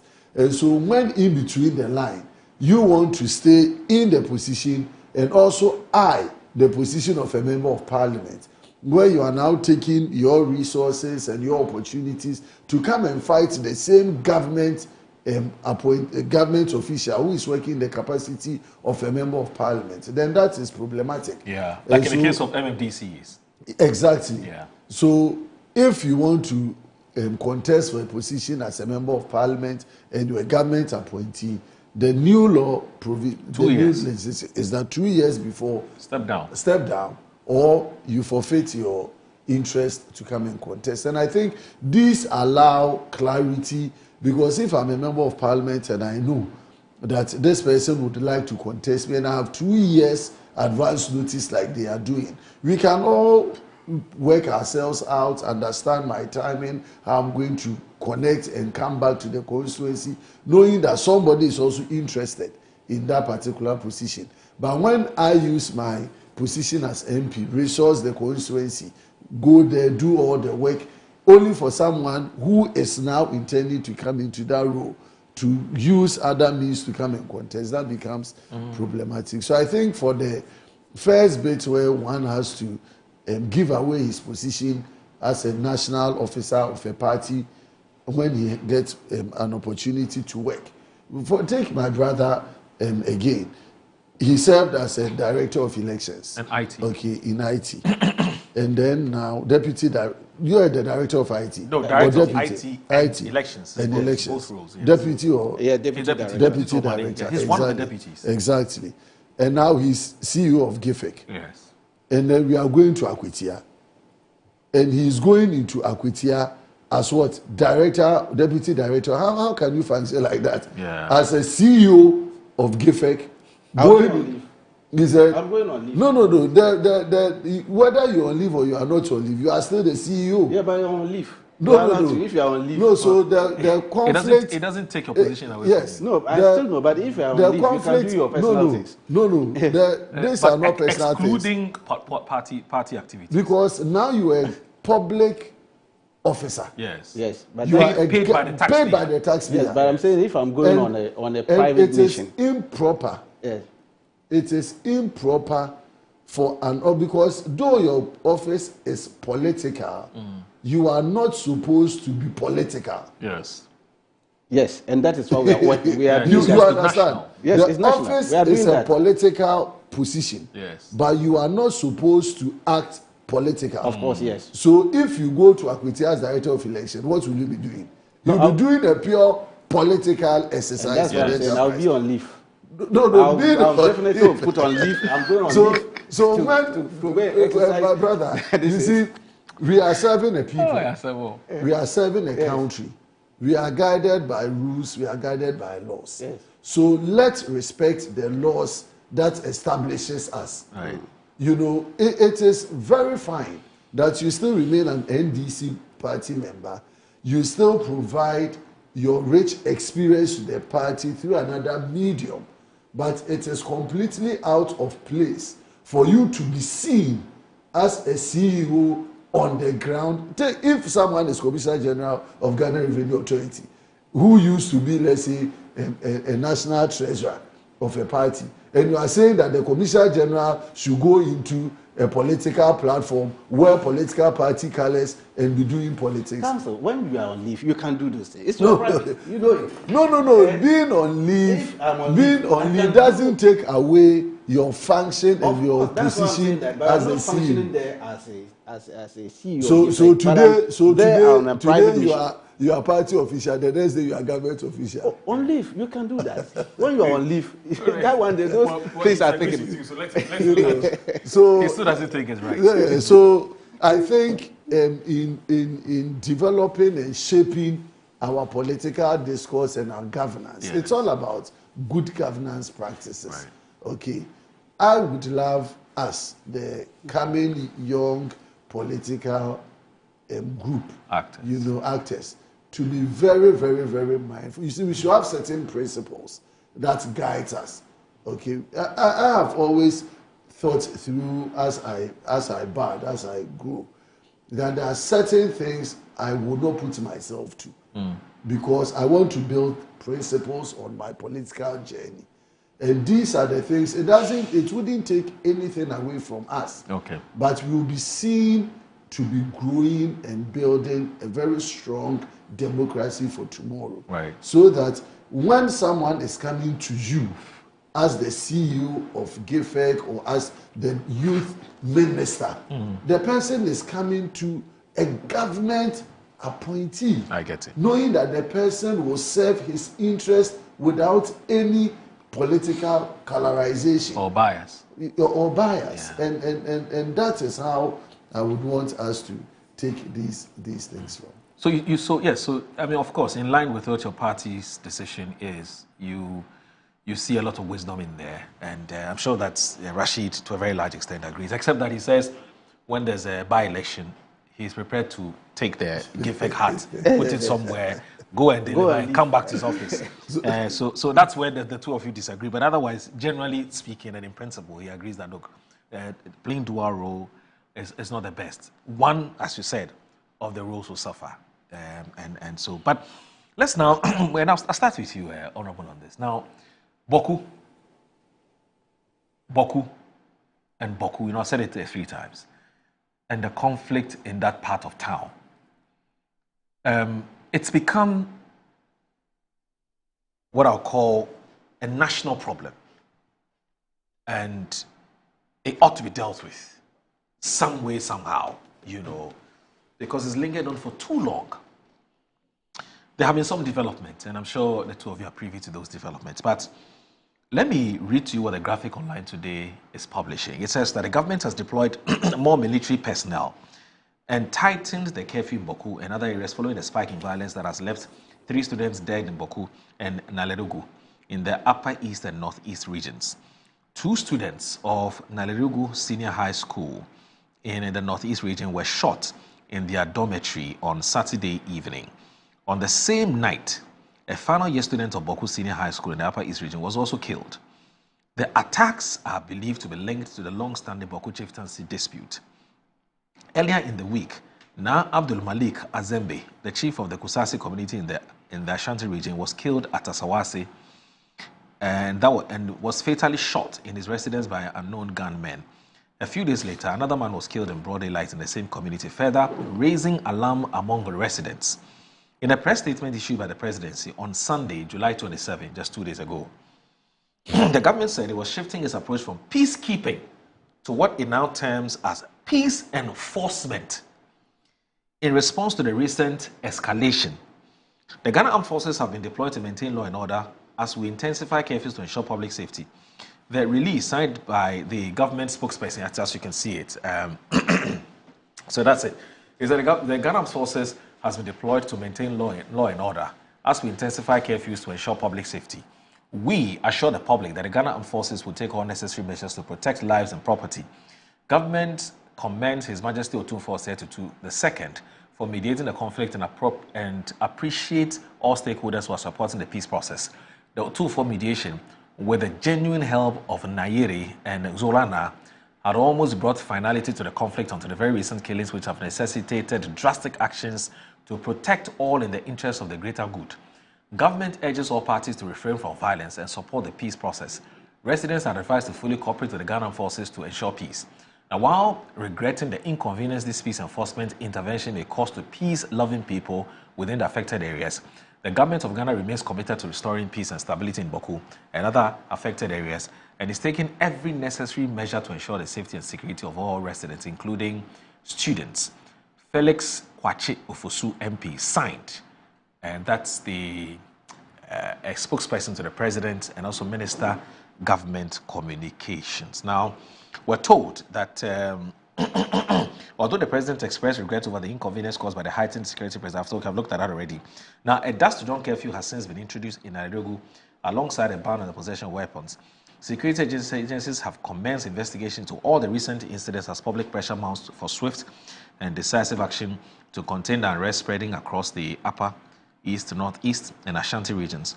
The Bawku conflict, which stems from historical disagreements over chieftaincy and ethnic claims, has led to repeated outbreaks of violence and loss of life despite earlier mediation efforts. Now, there's a beautiful article which the Ghanaian Times has authored. I'll probably just take just 3 paragraphs, And it says that editorial, Bawku must abandon reprisals and embrace peace. And it says, for the umpteenth time, the Ghanaian Times is compelled to reiterate the urgent need for factions involved in the protracted Bawku conflict to give peace a chance. Like many of their compatriots, the people of Bawku have had to endure a nightmarish situation, living in constant fear and uncertainty as violence persists. It is worrying that for some time now, Bawku has become a permanent fixture in both local and international media headlines. Ordinarily, such sustained media attention would be welcome development suggesting growth or positive transformation. Unfortunately, in Bawku's case, the spotlight is fixed not on progress, but on tragedy as lives continue to be lost to a conflict that has defied resolution for far too long. Only last week, a fresh wave of reprisal attacks left yet another trail of bloodshed, further destabilizing an already fragile security environment. These retaliatory incidents, rooted in mistrust and vengeance, highlight the urgent need for all factions to break from the destructive cycle of violence. The human toll continues to rise, with innocent lives being lost and families torn apart. Particularly distressing is the recent killing of 3 senior high school students. Young lives cut short through no fault of theirs.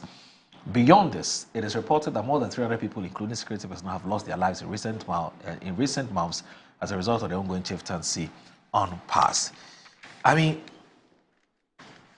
Honorable, what do we need to do again? It's becoming what I call a national canker, and we're struggling to deal with this Bawku conflict as it's supposed to be. And here we're not apportioning any blame or any praise on anybody. What we're saying is that let peace prevail. Moro, I think we need to take the happenings in Bawku very seriously. We will not go too far to history, but we should be asking ourselves, what have we done to bring ourselves to where we are today? We all understand the antecedent of this particular conflict. It's chieftaincy in nature. But the recent happenings, following all attempts by mediators, including Otumfo, to bring this Bawku conflict to some peaceful settlement, have failed because of the actors and players within this political space. And let's call a spade, Moro. There are political actors behind all of these things that are happening. In recent times, when you look at the elections that Ghana has been going through in the north, political actors have made some statements, or their actions and inactions have sought to give one particular group some understanding or hope that when they come into power, they are going to make certain, or they are going to meet certain demands of them. And so when there is a change of government and the people are unable to see the light of day, the promises and the issues that they expect the government to get them, then the people will try to take things into their own hands and do what they are doing. And so if you say the people of Bawku should come together for peace, the question we should be asking ourselves is, what have we done to those political actors who have been fueling this conflict for political advantage? And that is the question.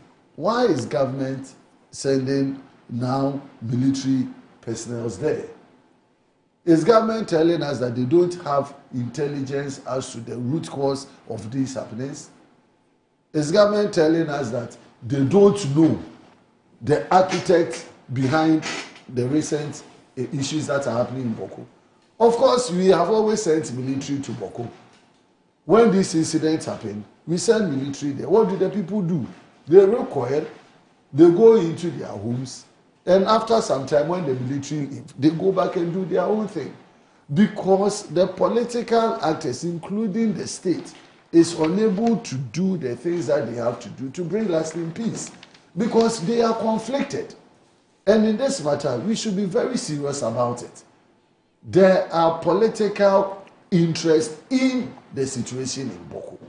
And until government takes the bull by the horn and says that, yes, we ourselves as a government had acted in a way or another which has not helped the situation in Bawku. So how do we regroup and get the stakeholders to understand that we want to depoliticize the situation?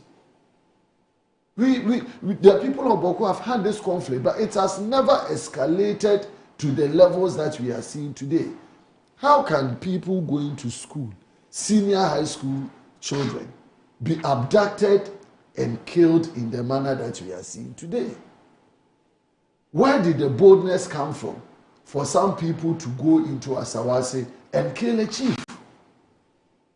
And the threat is everywhere now. Now, anybody coming from either of these groups is unsafe wherever you find yourself in this country. And so government and this military movement to say that, okay, we are on a peace enforcement. What is peace enforcement? If government says peace enforcement, what is peace enforcement? Who is supervising the movement of arms to Bawku? Who is taking away the disarmament of the people of Bawku from the arms that, if you go to Bawku today, the arms that you find in Bawku are as much as even the arms that the military possesses. Young people at ages 15, 16, 17 are armed to the teeth in this conflict. And that begs the question, who has been supplying them with the arms or the weaponry? Exactly the point I'm saying, that they are actors. Yeah. And the actors are known. The financiers are known. And they are known by the state. The actors are known by the state. This issue it's not just about the NDC government. I'm not just talking about the NDC government, which is in power today, has been in and out of government. They have a lot of interest when it comes to the Bawku and its political workers. And so, if government has taken advantage of the Bawku situation to be where it is today, all we are saying is that government should take the bull by the horn and act right. Because the peacekeeping, that one we agree. Because there is now an imminent danger. There's now threat to life and property. In fact, nobody knows who next will be under attack. And so sending military enforcement and the rest is agreed. But beyond the military and the peacekeeping efforts, what are we doing in the area of taking away the political interest and depoliticizing it for political advantage? Because that is what is fueling the issues in Bawku. It is the political advantage, because when we're able to resolve it and get people to understand where they truly belong, then there may be political consequences. And nobody wants to take that political risk. So we cover its role, it escalates, we come back and we try to dress it a bit, and then we go into elections, take political advantage, come to power, and then we want to dress it. So for as long as we want political capital out of it, we will never find a solution. And shame unto us as a people. Shame unto us as leadership of this country, that we let lives be lost. People are maimed and people are killed for the interest of politics. Why are we doing this to ourselves as a people? Why are we doing this to the people of Bawku? Young budding people are being killed. Chiefs are being killed. All because politics have eaten into this particular fabric. And until we take the bull by the horn, we will never solve it. Otumfuo can continue to do all his engagement. If the engagement doesn't come with political will to put things where they are, and ensure that people abide by the judgment of the courts and people abide by chieftaincy rulings and what have you, and are compelled to accept the norm or the right thing as it is, forgetting about political consequences, Muru, we will come back after 2 months, 6 months. More people are going to be maimed when the military move. For how long are we going to put the military there? It's becoming more like Israel-Palestinian conflict. People who have come together, have lived together over years. Now Bawku is becoming what? Look at the resources that we send to the place. When we deploy the military and all of those, do you know the cost to the state? Do you know what it takes if we have those resources to develop other areas of the... My brother is here from GIFEC, asking for 100 million President promising 100 million to do rural telephony. 0 will be released if we have all these conflicts ongoing. Government is unable to release funds to fund productive sectors of the economy because we need to find money to go and be supporting the military in these conflict areas. So please. In a broke country like ours. Yes, and all for political advantage. All of these are politics. Political advantage.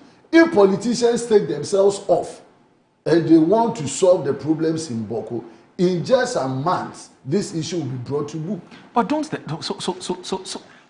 the people themselves want development? I mean, what kinds of influence would make up for the non-development that you are suffering in your own region or in your own town? I mean, what is it that this politician is giving you that is much better than seeing banks springing up, seeing malls springing up, that roads are being tarred, there's hospitals, there's schools? You prefer taking some coins from some politician and destroying your own town? I mean, what does that say about what the people themselves want? No, Muro, you see. Do you get the point I'm making? I do. Yes, I'm not discounting the political influence. No. But I'm saying that is the political influence better for you than seeing development, real development? No. In your own town? Muro, it is not, they are not even looking at the development or lack of development. Okay. They are looking at something that goes to their core. It's about a land, it is about chieftaincy. It is about who has the right to rule in that particular space. And people believe that they are entitled to these things. Fair point. But I'm saying that is being resolved by a man who the people there themselves revere. Yeah. And I'm talking about the Asante Hino Tumfo Osetutu II. Yes. So whilst at it, why don't you give peace a chance? It is, you see, I'm saying that it isn't as if nothing is being done. Yes. Okay, the former president Nana Addo Akufo-Addo called on the 2-4 to start. President Mahama has come and he has enforced it. So I'm saying that should tell you that regardless of the political undertones that you are talking about, which you're absolutely right, but some efforts are being made to reconcile the two factions. If nothing was being done, then you say, well, nobody cares, so we're on our own. But something is being done. So why would you want to listen to somebody who give you some small money, give you some arms, then you go and you're killing your own selves? Yeah, so what we need to do, let me go to my recommendation. What we need to do is for this same political... And you know the most scary part? Yes. Now the thing is spreading. Exactly. It's spreading. We've seen Ashanti region. Yes. We don't know when next. Yes. It could be in your own constituency. Yes. And my constituency... And that's the scariest part. We have all of those people in my Zungu community. But I can only appeal to them and across the country that we are one people. We are one state. You know, at the end of the day, all that we want is what you talked about, growth and development. If we allow our people to live in peace and in unity, and we seek to develop them so that everybody can grow to become what they want to be, all of these things we should be able to let go. So I will appeal to Tumfo and the Nairi and all those who are trying to mediate that they should fast track this process. You see, at times I understand the way mediation goes, but that can also take a long time. And when these things keep happening, then it derails the peace efforts. Because until the recent happenings, one would have expected that as the government communication went, the mediation team were almost at their conclusive stages. Yeah. But with these happenings, it takes everybody a step or two back, because you need to now go back and talk over these issues again with them, try to cool down tempers, because people are losing family members. Yeah. And they can't just easily forgive until we continue to appeal, until we continue to speak. But I want central government led by His Excellency the President to take this Bawku issue to heart. You know, we have leadership in Parliament. Our own majority leader is from that area. We have Ajay Ladi from that area and the rest. We need all of them including the members of parliament from MPP who come and hail from those areas. Let them show that oneness. Let them come together and also think about how they will use their position there to speak to the people. That even here, we all have different backgrounds, but we have one country we are protecting. We have one region we need to grow. We have one Bawku, one Nalerigu, and all of those Walwale and all those areas to build. And so let's come together. Let's forget about any promises or anything that one is hope that one is giving one section only to lead all of us into this mayhem, so that at the end of the day, the people of Bawku can rise up in the morning, go and do their activities without fear that somebody will attack them. Boro, how do you feel if you wake up and you don't know if you can come back from when you go out? Well, not that you are being attacked by an armed robber, but you are being cleansed on ethnic grounds. Yeah. How do you think of it? How can your children grow in such an environment? Yeah. What is the kind of things they are seeing? They are seeing arms. They are seeing killings. They are seeing. So what are the things that are running through their minds as young girls and boys who are growing up within this community? I think we owe it as a country to do something about this. And I'll plead with government, I'll plead with even us in MPP, that anything that we can also do to support government, so that collectively we can assure the people of Bawku that we want lasting peace and solution. Let's do that so that Bawku can become a safe place for the people who live there. I mean, look, if you look at the Nalerigu story, for instance, Rashid, one of the chaps was killed was actually Mosi. The gentleman, well, I wouldn't call him a gentleman. The murderer thought he was a Kusasi or a Mamprusi. I mean, what is that? Oh, I don't know. What are your thoughts? You see, government is committed to resolve this Bawku issue. Yeah. In fact, His Excellency the President, John Dramani Mahama, made it very clear that he will resolve this matter. He's committed, and he has given all the indications that he will resolve the matter. We inherited this problem, and we've started trying to resolve the matter. Albert, you see, it's a long-standing matter. This Bawku thing is a long-standing thing. Historical disagreement. Historical, it's a very long-standing matter. But I can tell you that this current government will resolve the matter, because I have the conviction that whatever we are doing will inure to the benefit of the good people of Bawku. And that is what the president eyes on it. If you look at what Honorable Dr. Mane Boama led ministry, defense, has been able to contain the situation as of now. When the matter started again, within that short period, they've been able to contain the situation and trying to stabilize the place. I mean, that is what government is all about. Yeah. And then we are just appealing to them. And that's why I go by the statement from Felix, Honorable Felix, trying to calm nerves.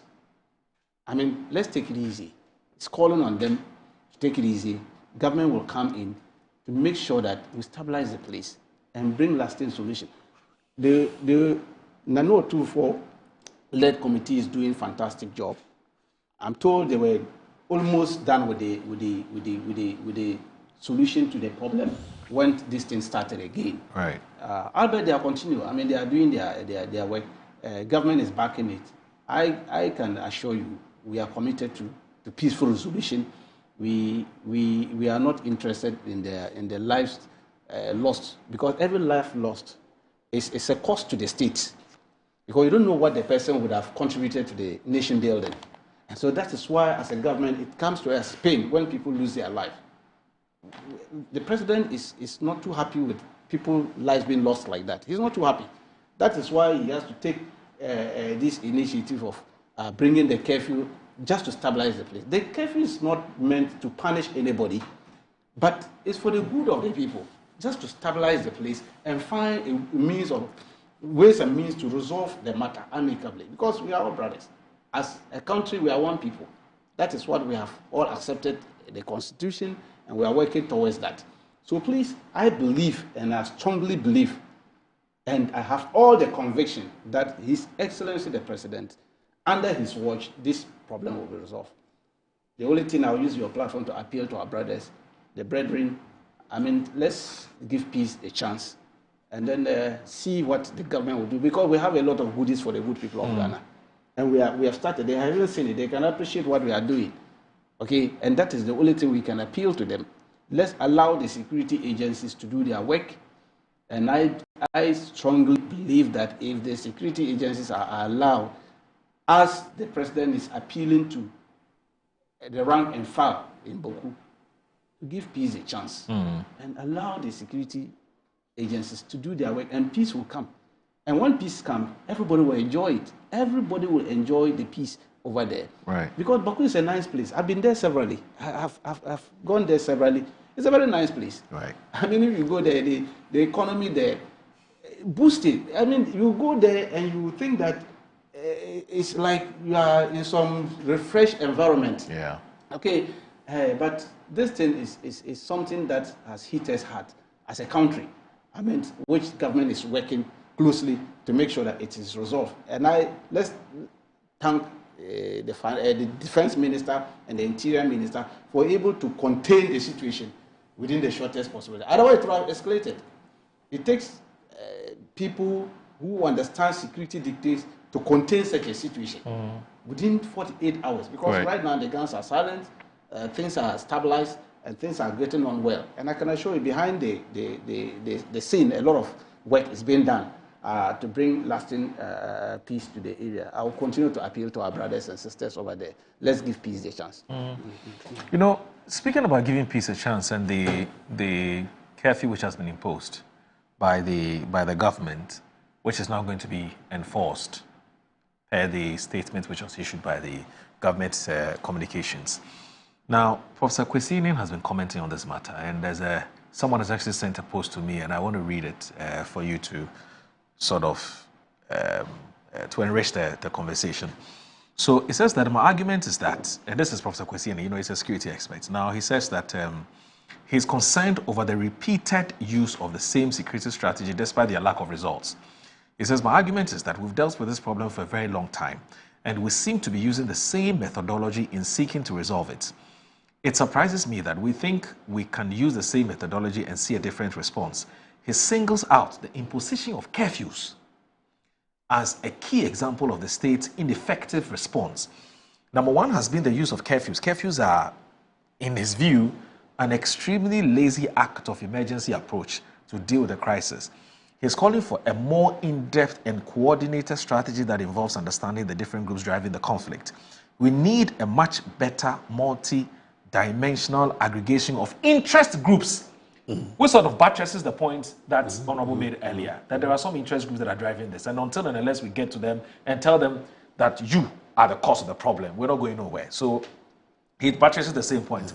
And it says, I doubt if we have done a solid disaggregation of the multiple interest groups, what their strengths are, where they get their money from, their weaponry, the interlocking nature of their relationships, and how the strength of these groups economically and politically is giving them the authority to now think they can even challenge the Republic of Ghana. Now, this is deep.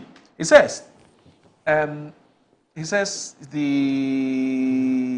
I want to blah blah blah blah blah blah blah blah blah blah blah. Okay, so yes, so this is what Kwesinin says. Of course, the rest of the story gives us the background to why Kwesinin said what he had to say. What do you make of it? You see, the national security. If you look at the national security architecture, they don't just move troops or take action without going into the nuances of it. Okay. This action they took that contained the situation within 48 hours, and the place looks stabilized as of now. Didn't just come out of blue. Okay. A lot of thought went into it. Right. Okay. So this thing he's talking about, yes, national security have taken it on board. A lot of work. That's why I say behind the scene, a lot of things are going on. Okay. Okay. Intelligence are being gathered. and the couples are on top of their job. Okay. That is why they'll be able to do these things. Okay. And so they are getting somewhere. Not everything that they will come out publicly to say Okay. or bring up publicly. You know Okay. how they operate. Right. And I'm saying that I've heard a lot, I've listened to some of them, and they are on top of the issue. Clearly, that is why things are stabilizing now. Right. Okay. The people know how to handle this, and they are going after that. These things that they're talking, they won't come out publicly. Okay. And sit on TV to announce how we are going to do it, how we are going to deal with it. But we will see the results as we have started seeing the results. And I'm saying that they will stabilize the place, and the president will make sure that peace will come back to Bawku. That is what he promised, and he's going to do it. You know him, he's the type, when he promised something, you will think that he's joking. Now, when he gave us the 120 promise, you see that it has come to pass. A lot of them, people are clapping for him. Because when he promises, he knows what he's about. He knows what he's doing. He knows he has a benefit of hindsight. He's been the president before. He's been in that office before. So he knows how to go about this. And that is why he's saying that, look, I will bring peace to Bawku. Okay. Give me the chance. Let's give peace. That's what we call it. Let's give peace the chance. Okay. Let the actors work together. And Okay. they are doing that behind the scene. And Okay. I'm saying that, yes, you know, security, there are issues we cannot talk. You can't just bring it up. I understand you. And so Let let's wait and let see. me run this by you Yes. before Honorable comes in. And this is a how do you call it? A message which was sent by a very regular and a respectable viewer of the show. He's a lecturer. Now, Takrady, there's a Takrady Technical University. He's a lecturer there. He's called Manche Bruce II. Very regular viewer of the show. I think he's very good friends with Randy also. Now, he says, good morning. He's watching. He says, good morning. Let's call a spade a spade. The Bawku conflict has escalated considerably, largely due to the politicization by the then candidate, John Dramani Mahama, who exploited the issue for electoral gain preceding the 2024 general elections. His claim that any time the MPP is in power, the Bawku conflict erupts was notably partisan. Now, paradoxically, having assumed office, the situation has further deteriorated under the administration, now 7 months in. This underscores the need to transcend partisan politics in addressing complex issues. In light of this, I respectfully appeal to the youth of Bawku to embrace peace, as it is the only pathway to holistic development and progress in the area. Amazing convictions. Manche Bruce II, Takrady, he says, greetings to Honorable Yao Boama, MP. That's okay, you are his MP? Yes, yes. Okay. You see, I totally Who do you know? disagree. Very good friend of mine. You know, Moro, I totally disagree with this. Right, that's totally disagree. You see, there are a lot of things. That's why I'm saying that when you are in the midst, you are in a hole, you don't continue what? Digging. Right. Do you get that? Right. This political twist that is trying to bring in there, that is completely needless. Right. No, the president didn't politicize the whole issue. He was saying, I said, there are a lot of things we don't want to bring up because now we are trying to resolve the matter, bring peace to the place. We don't want to go that political wing. This is not the time at all. I mean, nobody should be talking about. You see, politics, we've gone past that. The era of campaigning is past. Now to develop the country is where we are. Okay, where he's trying to draw in, he wants to draw us into the political arena, which we will not go into that arena. Are you getting it? He's inviting us into a realm that we will not. We will decline the invitation. That invitation he's inviting us, we will not go into that. It doesn't help with the mediation effort. No, it doesn't help in the mediation. That's why I'm saying that what he's trying to, the president never politicized the issue of Bawku. I told you that he's a former president. He knows the enormity of the issue. Okay. He was just saying it as it is, and we know what happened at that time. Right. Everybody knew what happened, and that led to that kind of problem. And so where we are now, that invitation, we decline it. Council, you know it. We will decline completely. And then we'll let them know that we are committed to bringing peace to Bawku. We'll stabilize the place. We'll make sure that the killings stop.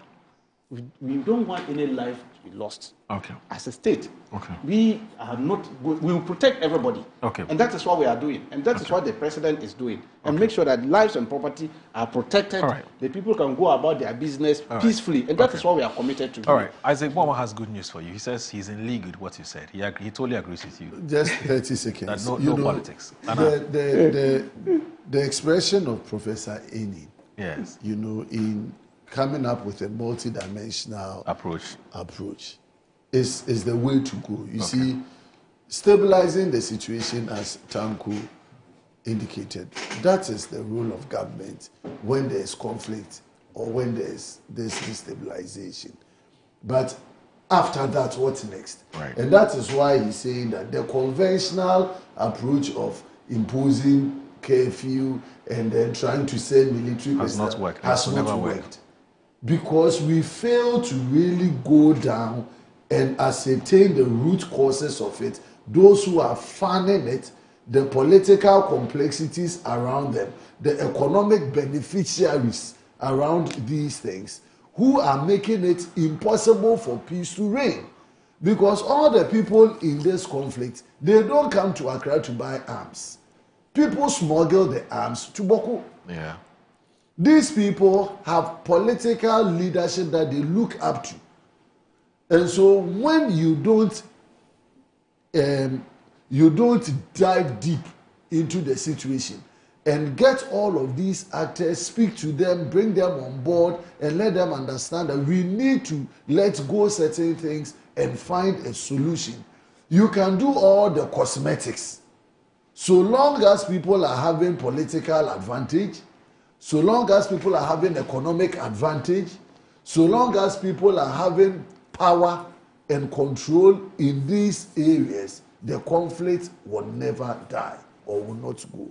So what I will plead is that in the midst of the mediation, in the midst of government's conventional approach, the multidimensional should not just be a matter of word. It should be an action that dives deep, and government should be bold to also hold people accountable. And that is what I say, that if intelligence, national security, who are on the ground, are able to submit some of the names of people who are complicit, even if government will not openly take them and then prosecute them, government should be able to take some political decisions that will take these people out of the conflict that they are fanning, so that we can give peace a lasting chance in Bawku and its environs. You know, must have been 2 weeks ago, Omandibama participated in the government accountability series. And there was something he said. So we're going to take a break, but I need you to chew on this. Just reflect on it and let's see whether there's any connection there. You know, especially when we've never really had a national security, strictly speaking, in the form and shape in which it's supposed to be. We all know the political dynamics when it comes to national security, you know. So otherwise, I won't even bring this one up. But I'll bring it up and let's see whether there's some nexus that we can establish, you know. So, for instance, Omaniboma holds a news conference as part of government accountability series and says that thousands of rounds of military ammunition transferred from the Ghana Armed Forces to the National Security Secretariat in 2024 have not been accounted for. Yeah. We'll be back. This is Good Morning Ghana.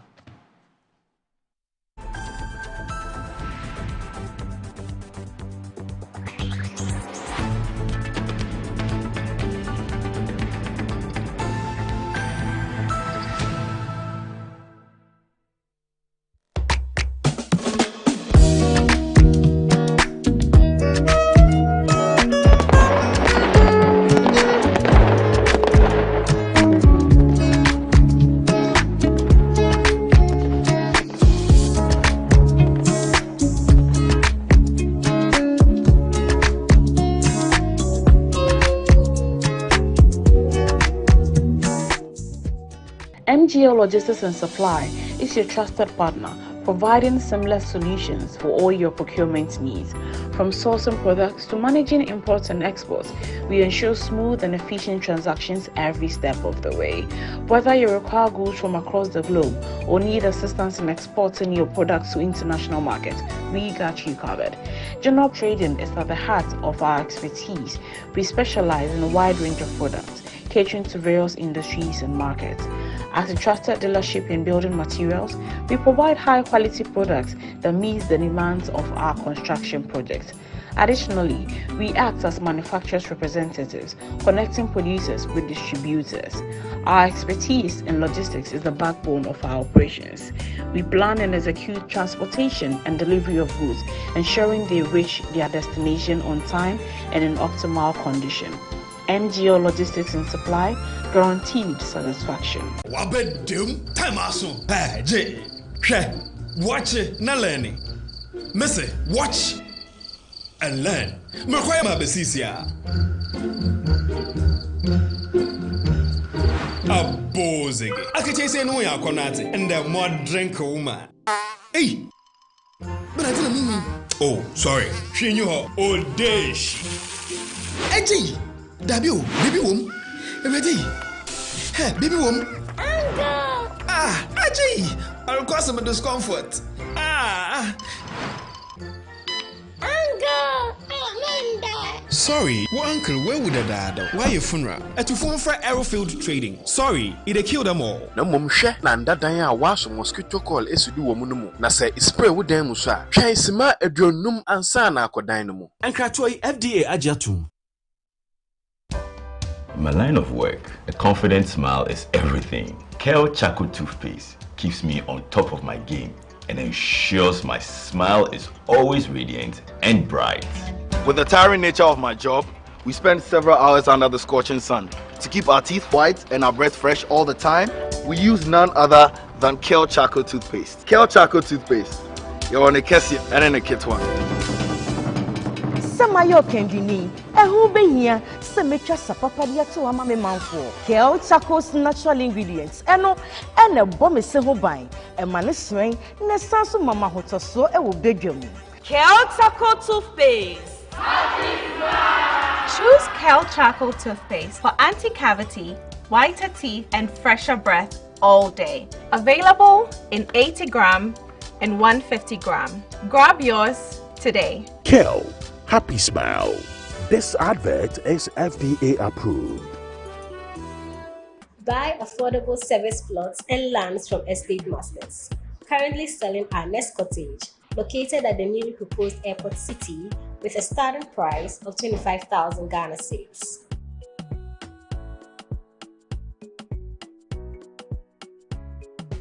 We also have Palm Hills, located at Pamfukro in the Gomwa East District, also with a starting price of 15,000 Ghana cedis.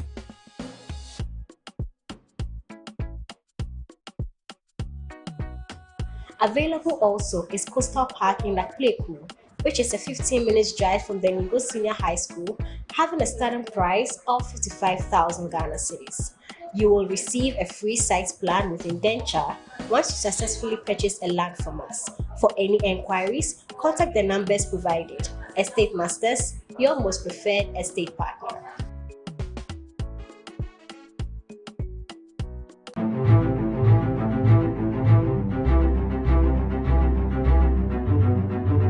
Hi, my name is Fred McBagon-Lurie, President of Academic City University in Accra, Ghana. Academic City is at the forefront of technology development. Here at Academic City, innovation and ingenuity blend seamlessly with innovation. We respect knowledge. Knowledge is power.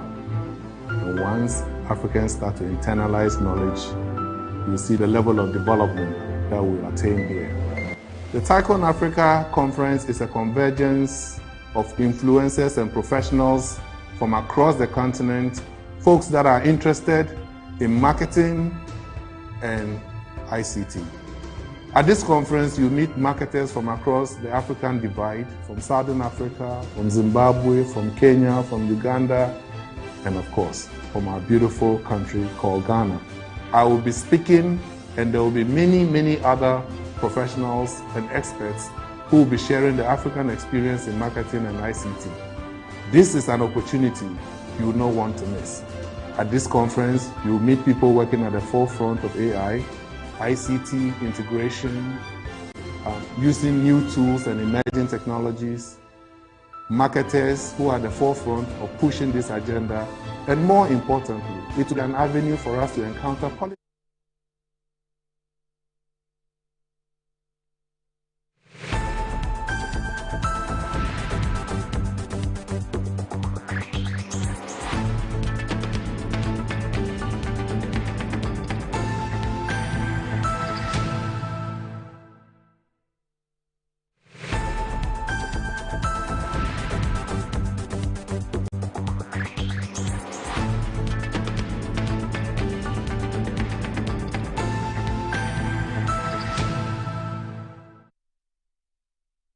All right, so you're live on Good Morning Ghana on Metro Television. This show is also live on 94.1 FM. So we're discussing Bawku, and we're discussing it in a way that does not, affect anybody. How do you call it? Emotionally or anything like that. We're just looking at the issues. Now, before we went on that break, I drew the attention of my guests. Honorable Isegi Boama, who is the MP for Efia and also a private legal practitioner, also Rashid Tanko, who is here, who is the acting CEO of GIFEC. I drew the attention to something that Omane Boama said to us 2 weeks ago or so, when he participated in the government accountability series, where he said we cannot actually account for some rounds of military ammunition, which has been transferred from the Ghana Armed Forces to the National Security Secretariat in 2024. He made the disclosure on Monday, July 21, so that's last week, 2025, during a briefing at the Government Accountability Series. He says, we have kept our nation safe and stable, notwithstanding the irregular transfer of thousands of rounds of military ammunition in 2024 from the Ghana Armed Forces to the National Security Outfit ammunition, which has since not been accounted for.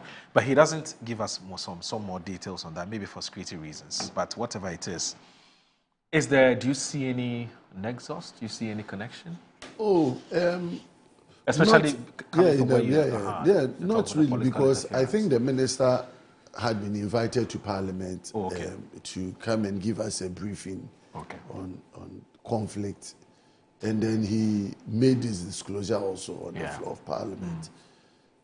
But the difficulty is that he's unable to tell Parliament as to the steps that the ministry is taking with national security to account for those, we won't call them missing, but to account for those arms that cannot be found or that have not been accounted for yet.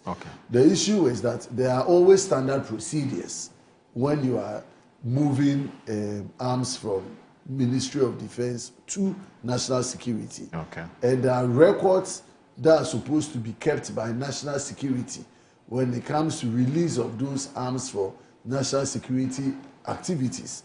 And so when you come to power and then there are gaps in terms of the accounting for these ammunitions, it's a matter of the ministry and the minister making sure that all the protocols that governs these things are being looked at, and if there are really issues as to why somebody cannot account for them, then those people have to be held accountable and responsible. I don't believe it is acceptable for anybody to say that national security cannot. It's the same like when they came to power and they said missing containers. It started from 1,000 missing containers, went to 2,000 missing containers. Now they found more containers than they declared missing. So we are in a hurry to say, it cannot be accounted for, when we have not exhausted the due processes of trying to secure finality to these matters. And so I would wait, and Parliament drew his attention. So I would wait that the minister would actually follow through this particular process so that we can have a closure to where these arms are. But the key thing, the nexus with it and the Bawku conflict is also important, so that we'll be able to ascertain that nobody has taken advantage of the security architecture to send arms to areas where those arms are not supposed to find themselves. So Musa Abatu and Asawasi says, more, I completely disagree with the Manche Bruce. President Mahama, then a candidate, made a true and factual statement, even though we are calling for the depoliticization of the conflict. The MPP and their surrogates are pushing us into that arena. The Bawku conflict has escalated, but compared to their time, it was worse. That's a dangerous narrative. Aside with the mature and measured argument expounded by Dr. Computer, let's all rise above partisan interest and call for peace in Bawku. This one here from Alhaji Hamza, Pig Farm, says that I think it is good morning, my brother. I think it is time we all rally behind the Otunfo Committee to bring a lasting peace to Bawku. What the good people of Bawku need now is peace for development and not war for development. I call for my brothers and sisters in Bawku to give peace a chance. Killing of pregnant women, the elderly, farmers, and even school children is totally unacceptable. But more, I'm sad. Some politicians have decided to play politics with this crisis in Bawku, and they must be ashamed of themselves. This is not the time to play politics in Bawku for political gains, but as much as we are calling for peace, government should also be up and doing, because the issue is not escalating is now escalating to various parts of the country, and this is not good news for us. This one here from so Master Planner Junior is a policy analyst. It says that from Kintapo, when you are on leave, you can do that. Tanko competes on Good Morning Ghana, 29 July 2025. Video saved, and Ghanaians are watching closely. Good morning, Mr. Mora. Master Planner, you're full of mischief, so this one here, let me, a gentleman sent me this message a while ago. I should have read it, right. So, yeah, it says, good morning. Now, the scary thing in Bawku right now is that the youth are now carrying weapons more powerful than the military. Guns in the hands of young people is difficult to control. The elders will speak, but the youth won't listen. From Amin in Tamale. And then this one here from Sani Sali, who says, Assalamu alaikum. Wa alaikum salam, my brother. I can't agree with the Honorable Moore on the most of his points. Now, the situation in Bawku is akin to those Nigerian politicians and business people who procure genset and solar panels for their own economic gains at the expense of NEPA. Now, these things would perennially and dangerously hang on your necks if those perpetrators are not haunted and handed out to the police. Alas, the killing of that Kusasi sub-chief at Asawasi met an equally swift gun down of a Mampusi man at Dinasi, I believe, near Kodie on the Kumasi Offiso Highway. These pockets of violence, I'm afraid, could happen anywhere in Ghana could happen in Ghana. Hence, if care is not taken, we need peace in Bawku. Good morning. Sani Salihu in Accra sends that message. Now, Sir Obama he's not from Bawku, he's from Pokuase. Or says, whoever lobbied for Tete Yono to become the IGP has done the country a great disservice. The growing insecurity under his tenure is beyond alarming. Not a day goes by without hearing or reading news of violence somewhere. The Bawku conflict, which has always been confined, has now taken a national twist, extending to almost everywhere in the country, from north to south, east to west, with casualties being recorded on a daily basis. Murder, kidnapping, rape, domestic and political violence continue to increase by the day, with videos of NDC bandits dressed in national security apparel and fully armed, going around town, closing town offices of the Forestry Commission and other institutions, and the police seem not to care. Strangely, this is the guy you know some of police officers and civilians were seen hailing when he was first announced as IGP. He's not just incompetent, but lacks confidence. He's a timid soul. For want of a better word, dude is an unmitigated disaster of an IGP. His mala must certainly be powerful. I smell Dahume. Gracious me, said Obama from Pokwase. Now, here, this one says, please tell the NPP MP to give us a break in our studio. If there's place for ammunitions to keep and nowhere to be found, it is not missing. The propaganda would hold at all because there's an experienced hand in power, period. Now, okay, I guess that, okay, all right. So let's move on to another issue, and it has to do with the Republic against the former Central Bank Governor and also former Finance Minister, Dr. Kwabena Duffuor. Yesterday, the Attorney General, Minister for Justice, Dr. Dominic Akuritinga Ayeni, he participated in the government's accountability series and said quite a bit. But I think that the part that has generated or has received considerable attention, significant attention, has to do with the part with the Duffuors. And so on, even though there's another part which I thought was exciting, but let's see if we have time we can look at. Now, today's Ghanaian Times says, Nole prosequa in a Unibank case. I acted in nation's interests, AG. Okay. And again, if you look at the Daily Guide, Unibank bloated accounts by 2.1 billion cedis, AG. And it says minority attacks AG over Duffuor. And then again, the other newspapers have reported, say, Mayene on the ropes, angry Ghanaians demand action, not excuses. It goes on and on and on and on. So I'll start with the Ghanaian Times. Now, the Ghanaian Times, if you look at page 12 of the paper, yep, so Julius Yaupetesi is reporting for the Ghanaian Times, and it says that the Attorney General and the Minister for Justice, Dr. Dominica Akuritinga Ayeni, has defended the decision to drop criminal charges against former Finance Minister Dr. Kwabena Duffuor and 7 others, saying it was in the best interest of the state. Dr. Ayine said the move known legally as a nolle prosequi was necessary to help the state recover 3.3 billion cedis lost in the collapse of Unibank. Speaking at the government accountability series at the presidency in Accra, Dr. Ayine explained that the decision followed the proposal by the accused persons to settle the debt through a structured plan. While criminal cases are punitive, the real value to the state lies in recovering the money. I took a pragmatic approach by engaging both the receiver and the accused to resolve both the civil and criminal sides of the issue. According to Dr. Ayine, the accused offered to pay 1.2 billion in full and final settlement. This includes 800 million cedis through assets and other 1.2 billion cedis to be recovered from direct beneficiaries of the funds. So far, 500 million cedis has been recovered, and the rest is expected over the next 18 months. Landed properties worth 822 million cedis have also been handed over, with accused bearing responsibilities for any shortfall if the assets do not yield their expected value. He added that the Bank of Ghana, the Ministry of Finance, and his office would oversee the recovery process, which will be reviewed every quarter. Dr. Ayine noted that while the state would have preferred a criminal conviction to serve as a deterrent, there was no guarantee of success. He warned that long legal barriers could delay recovery and even reduce the final amount due to legal costs, delays, and possible hiding of assets.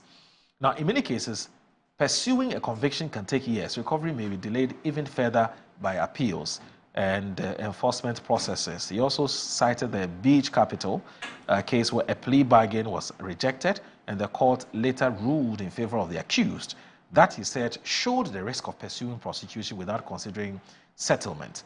Now, it says updating journalists on other cases such as the Sky Train. It goes on and on and on. So this is the Kwabena Duffuor one. Then the Daily Guide today talks about the minorities press conference, which is on page 6. And it says that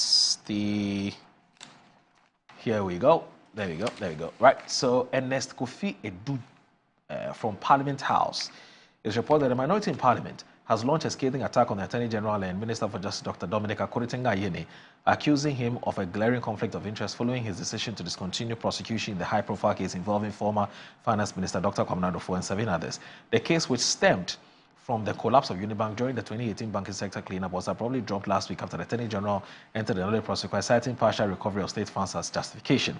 By the minority led by the Asante Achim Central Member of Parliament, that's a ranking member of the Constitutional, Legal and Parliamentary Affairs Committee, Kwame Anyebedu-Entry, has demanded answers and described the move as dangerous precedent for justice and accountability. At the press conference yesterday in Parliament, the minority questioned whether Dr. Ayene's past legal representative of Dr. Duffuor constituted an ethical breach now that he holds the office of Attorney General and has entered a nolle prosequi in the very same matter.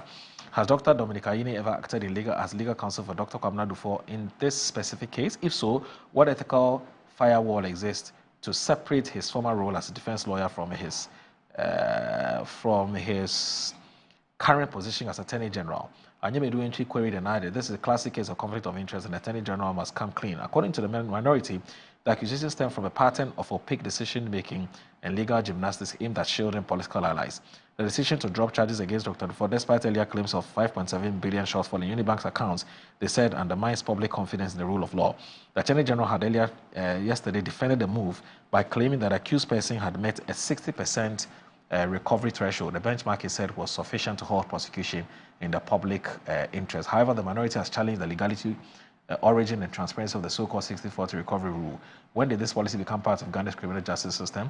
Under what authority was it introduced? Even if it's 800 million, has it been recovered? That still leaves a gaping 4.9 billion cedis unaccounted for. Since when did the theft of 60% of public funds become tolerable? Mr. Anyebedu-Entry demanded. So these are the specific issues that the minority has raised. And fortunately, I saw you in that video when Anyebedu was addressing the press. Yes. What is he saying? What exactly are his concerns? Yes, Muru, you see, this government fight against corruption since assuming office is just over-appalling. You come into government with a lot of expectations from the Ghanaian people. a lot of accusations about corruption in the country. And then you take over the reins of the state.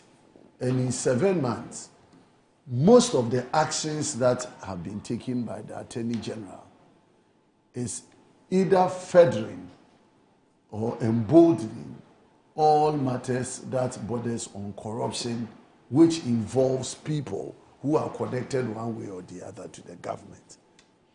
And so remember when the AG took office, in less than 2-3 days, his first major decision was to free the former governor of Bank of Ghana, Dr. Isiama, deputy governor or governor of the Bank of Ghana, entering into nolle prosequi in the charges that the state had preferred against him, and all other cases that were running. And then you come back to the case of Kwabena Dufo and 7 others recently. And he's telling us that he's again entered nolle prosequi, but have entered into some agreement with him to pay 60% of the liability that the Kwabena Dufo and Co. have admitted. Now, the difficulty that we face as a minority is that why is the AG in haste to be discontinuing all cases of corruption related that have been initiated by the previous government against appointees? Why is the Attorney General? Because you see, we all want to fight corruption. We've had Attorney General bring up cases in the area of National Service Scheme, bringing up people from Edubuahin's case that is going on trial and the rest. These are the things you expect government to also do in bringing accountability and fighting corruption. Now, at one breath, you are in a hurry to prosecute people that you are now reviewing their cases. And then already existing cases that you are supposed to pursue and make sure that government secures conviction and also government recovers losses that the states have incurred, you are discontinuing all the cases. What the minority said, one of the issues we raised at press conference, I remember Dr. Ayini then was legal counsel for Dr. Kwabena Dufo. When they were in opposition, he served as counsel for Dr. Kwabena Dufo. Now, as Attorney General, what is his conflict in his previous position as lawyer for Dr. Kwabena Dufo and today as Attorney General, which is leading to the discontinuance of the matter? It is important that we establish that. Okay. The second question that we are asking is that what is informing the AG's position of taking only 60% out of the money that the person has taken or has misappropriated? Remember when this case started in 2018, Dr. Kwabena Dufo and the Unibank admitted liability of 4.9 billion and were ready and proposed liquidation worth about 3.5 billion. So even before they went to trial, the company itself had admitted to 4.9 and had put in place mechanisms to try and pay 3.5 to the state. Now, how many years down the line you go into negotiation and you are telling us that you are going to pay only 1.2 billion or less than 2 billion to the state? And that 2 billion that you are taking, you are going to pay them in installments over 18 months. Now, Moro, if someone takes money from the state and you want the person to account, don't you recover all and then you even impose interest and penalties on the person to pay? Is that not how we recover money? So if you, as a government, someone has admitted guilt and you want to take the money from the person, instead of recovering all, you want to recover part. Instead of recovering including interest and penalties, so that it serves as a punitive measure for people who are engaged in those actions, You are now saying that, oh, bring me 60% of what is even less than what the person has admitted. And then that 60% that you are taking, that ends the prosecution of the matter. What kind of government is this? What kind of arrangement is that? Are you telling us where these decisions ought to reflect in the court? Which court did the Attorney General go to reach this understanding? Go to Section 35 of the Court Act. Let me see if I can find my Court Act on my phone. Section 35 of the Court Act imposes a responsibility on the Attorney General to come to court and agree on the settlement arrangement before going to pursue or agreeing with any party in that regard. Moro, just I'm listening to you. Just for Section 35 of our Court Act. Offer of compensation or restitution.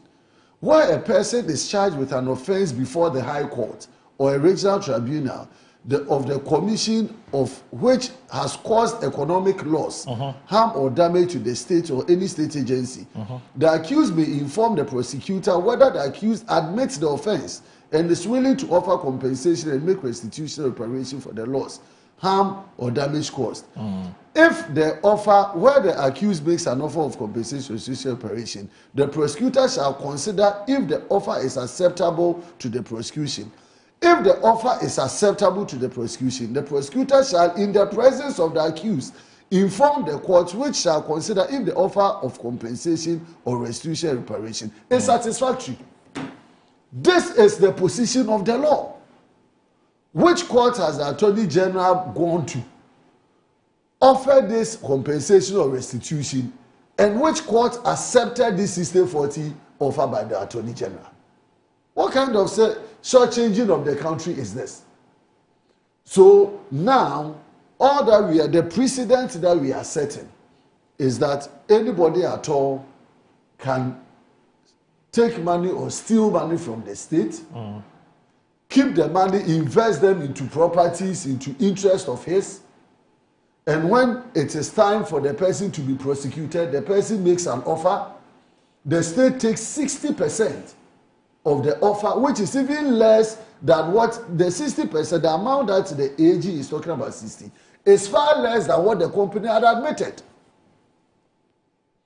And then you take that 60% and then you let the person and all others involved go scot-free. So what signal are we giving to the other cases that the Attorney General is discussing? So on the National Service Scheme, is the AG going to take 60-40? Because even value for money today of that 60-40 is better than the 60 the AG is taking from the time that the incident occurred over the past 6 to 8 years. So please, the Attorney General has to come again. The Attorney General has to properly situate this arrangement. You see, we are giving bad signal to the development partners of this country. We are setting bad precedents for this country. Right. The Attorney General's proposition for Dufour and the 7 others is completely untenable. Okay. On all falls, it's completely unacceptable. It is a shortchange of the people of God. It's just an attempt to continue to free people that have been complicit with the NDC government over time. But this is not politicization. Because where I am coming from, if anybody misconducted himself, whether under an MPP regime, like he's doing with the National Service, with the Dubois, let the people go and have their day in court. And when the courts find them guilty, let them pay for their sins. If the person wants to make restitution or restoration, let the person make full reparation or compensation. And at times even impose interest and penalties on those people, so that future, when people intend to commit crime against the state, they'll be guided by these precedents. Rashid. Zimoro, Council is aware. Let's comment the Attorney General, Dr. Aini. he has done yeoman's job for the good people of Ghana. He has done a yeoman's job. In fact, this is the first time we are seeing an Attorney General going for the property of the state, not putting people behind bars. And then they will go in the rest. You know, people have worked for 5, 6 years or 8 years. They need to rest. You go and put them behind bars, 5 years or 10 years. They'll come back and enjoy their booty. What have you done?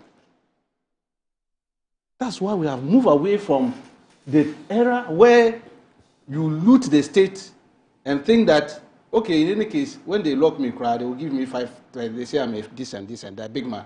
So they don't lock big men. Ghana more than 20 years. The highest they will give them 10 years.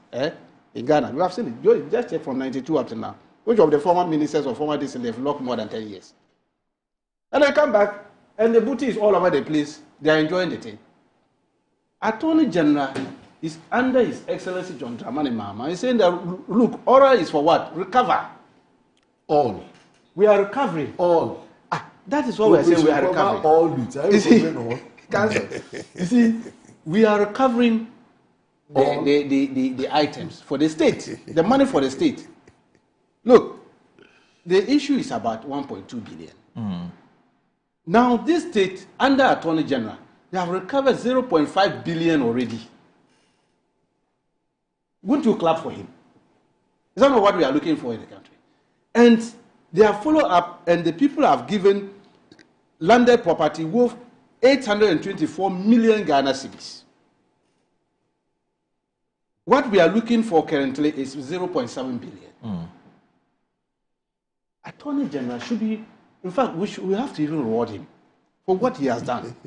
That is what we are looking for. Go after the property. We need it. Look, do you know what this one will do for the country? Rather than go for protracted prosecution, the lawyers' council is here. They are expertise in that. They will put impediments in the process.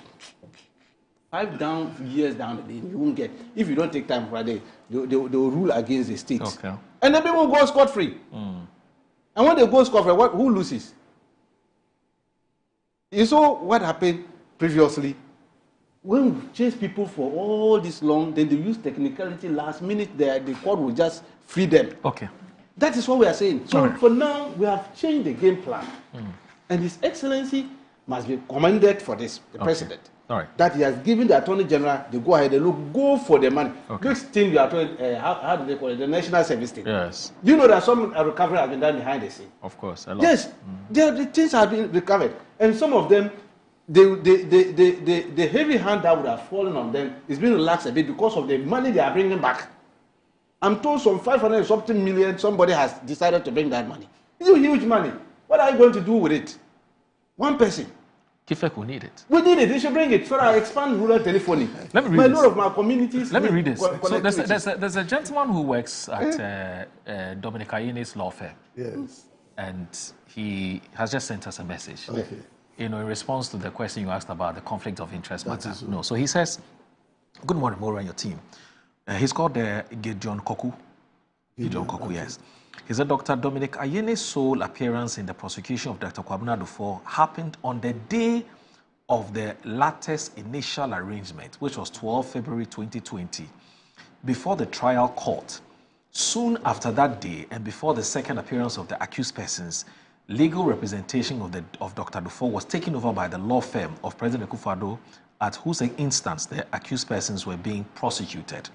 Let's be guided by the truth always. So, 2 appearances. That's what he's saying. And then also this one was here from Prosper Ashikwe, and that's my final message I'm reading later. Before we can, do one last thing before we go in the next 2-3 minutes. Good morning, Maura. I have a problem with communications around the missing guns. Communications ought never to have come to the public domain until the last gun was traced to the person or group of people who might have perpetrated any crime. We sometimes treat security matters as if the perpetrator is respectful, respectfully idiots or fools, and it's very, very disturbing. That's come from Prosper Ashikwe. Salam down. He's a regular viewer of the show. And this one from I believe this is from Eben in Kwabenya says, were they able to collect money with penalties for the past 8 years? The taxpayers' money would not be wasted on corrupt officials, so retrieving it is the best option. All right, so I guess that would have to end it here, and then maybe give you the next 2 minutes to eulogize. You know, Rashid Tanko's favorite is actually one of his favorite artists, and I'm talking about Daddy Lumba. Daddy Lumba. You know, he loves. In fact, when he was coming here, he was playing Daddy Lumba songs. He has his whole the Bridget Joe album. He has all those. I have it. The 80s one. I have all the tracks. Really? I have everything. Yeah, all these they are ultra. When they apparently in 1993 he foresaw Today. Yes. And you see, look at today's Daily Graphic. It's actually reported it. I mean, that's why people say he's a philosopher. Even the last one, you remember his last concert, he was saying that drew 60. Yes. Maybe after 60, it was prophetic. He said it there on the platform. In fact, I was there on that thing. I always attend his programs and all that. From the 80s, when they were Lumba brothers, he and Nana. Nana Champo. Nana Champo, and until Daddy which of his songs is your favorite? Makuma Toffee. Makuma Toffee. Yes. Can you sing it? Oh, I'm not good at it. I can't sing it. Try. But I enjoyed it. I enjoyed it a lot. It's a very nice, beautiful. Toffee. Yes. Yeah. It's a very nice one. Yes. Makuma Honorable will save you, don't worry. Honorable can sing it effortlessly. Yes. I mean, he's somebody that he did very well. I mean, he's somebody we should celebrate. There will be vigil, I'm told, this weekend. We'll all be there participating in the vigil. He did very well. He did very well. Although he helped my brothers here to deal with us. That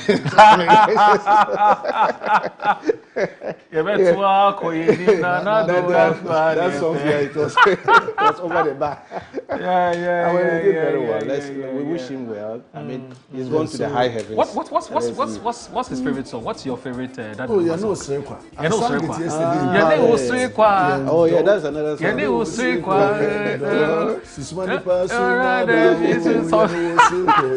I sang it in his memory yesterday. Yeah. I believe we need to give him a befitting burial. You know, he's lived well.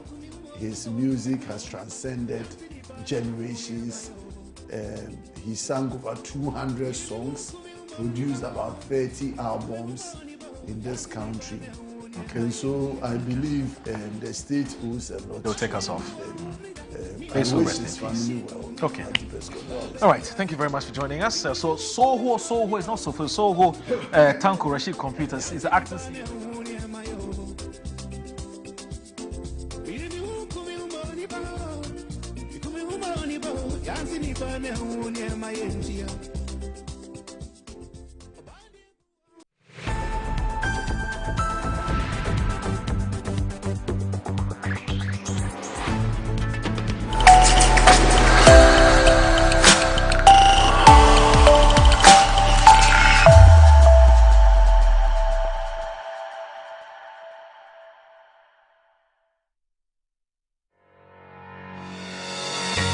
We brought you the first two conferences, which were awesome. Great leadership ideas shared. On popular request, the third in the series of Women in Strategic Leadership Conference, put together by ASWAM and Tarragon, comes off on September 24 to 27 at the Plash Camp Chache Resort. Adan, come, engage with astute women with great leadership ideas and skills on the conference theme, Women at the Helm, Driving Strategic Change. On the bill for this special conference are outstanding women such as Genevieve Pearl Duncan Ubobi, banker, trainer, SME consultant, speaker and author.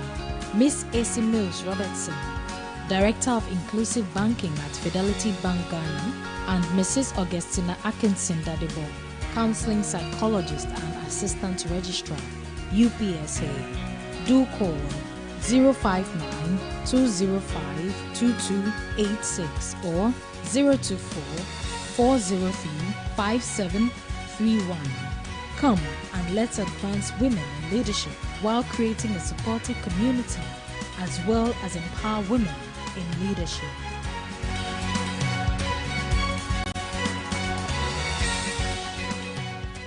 Everything in the world revolves around science, technology, engineering, and mathematics.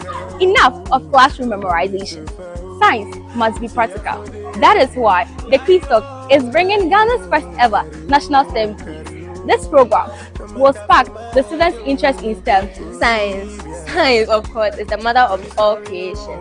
Starting from creation itself, from the plants to the animals, everything you see is STEM about careers science. drive modern economies, from engineering and medicine to software development and space exploration. Engineering combines both science and technology to solve various problems around our society. For example, the roads we use, the cars we drive, and the airplanes we use to transport ourselves from one country to the other. What can you do to solve human problems? Come, join us on Quiz Talk, coming soon. So come to Quiz Talk and then demonstrate your skills and help us with the STEM education.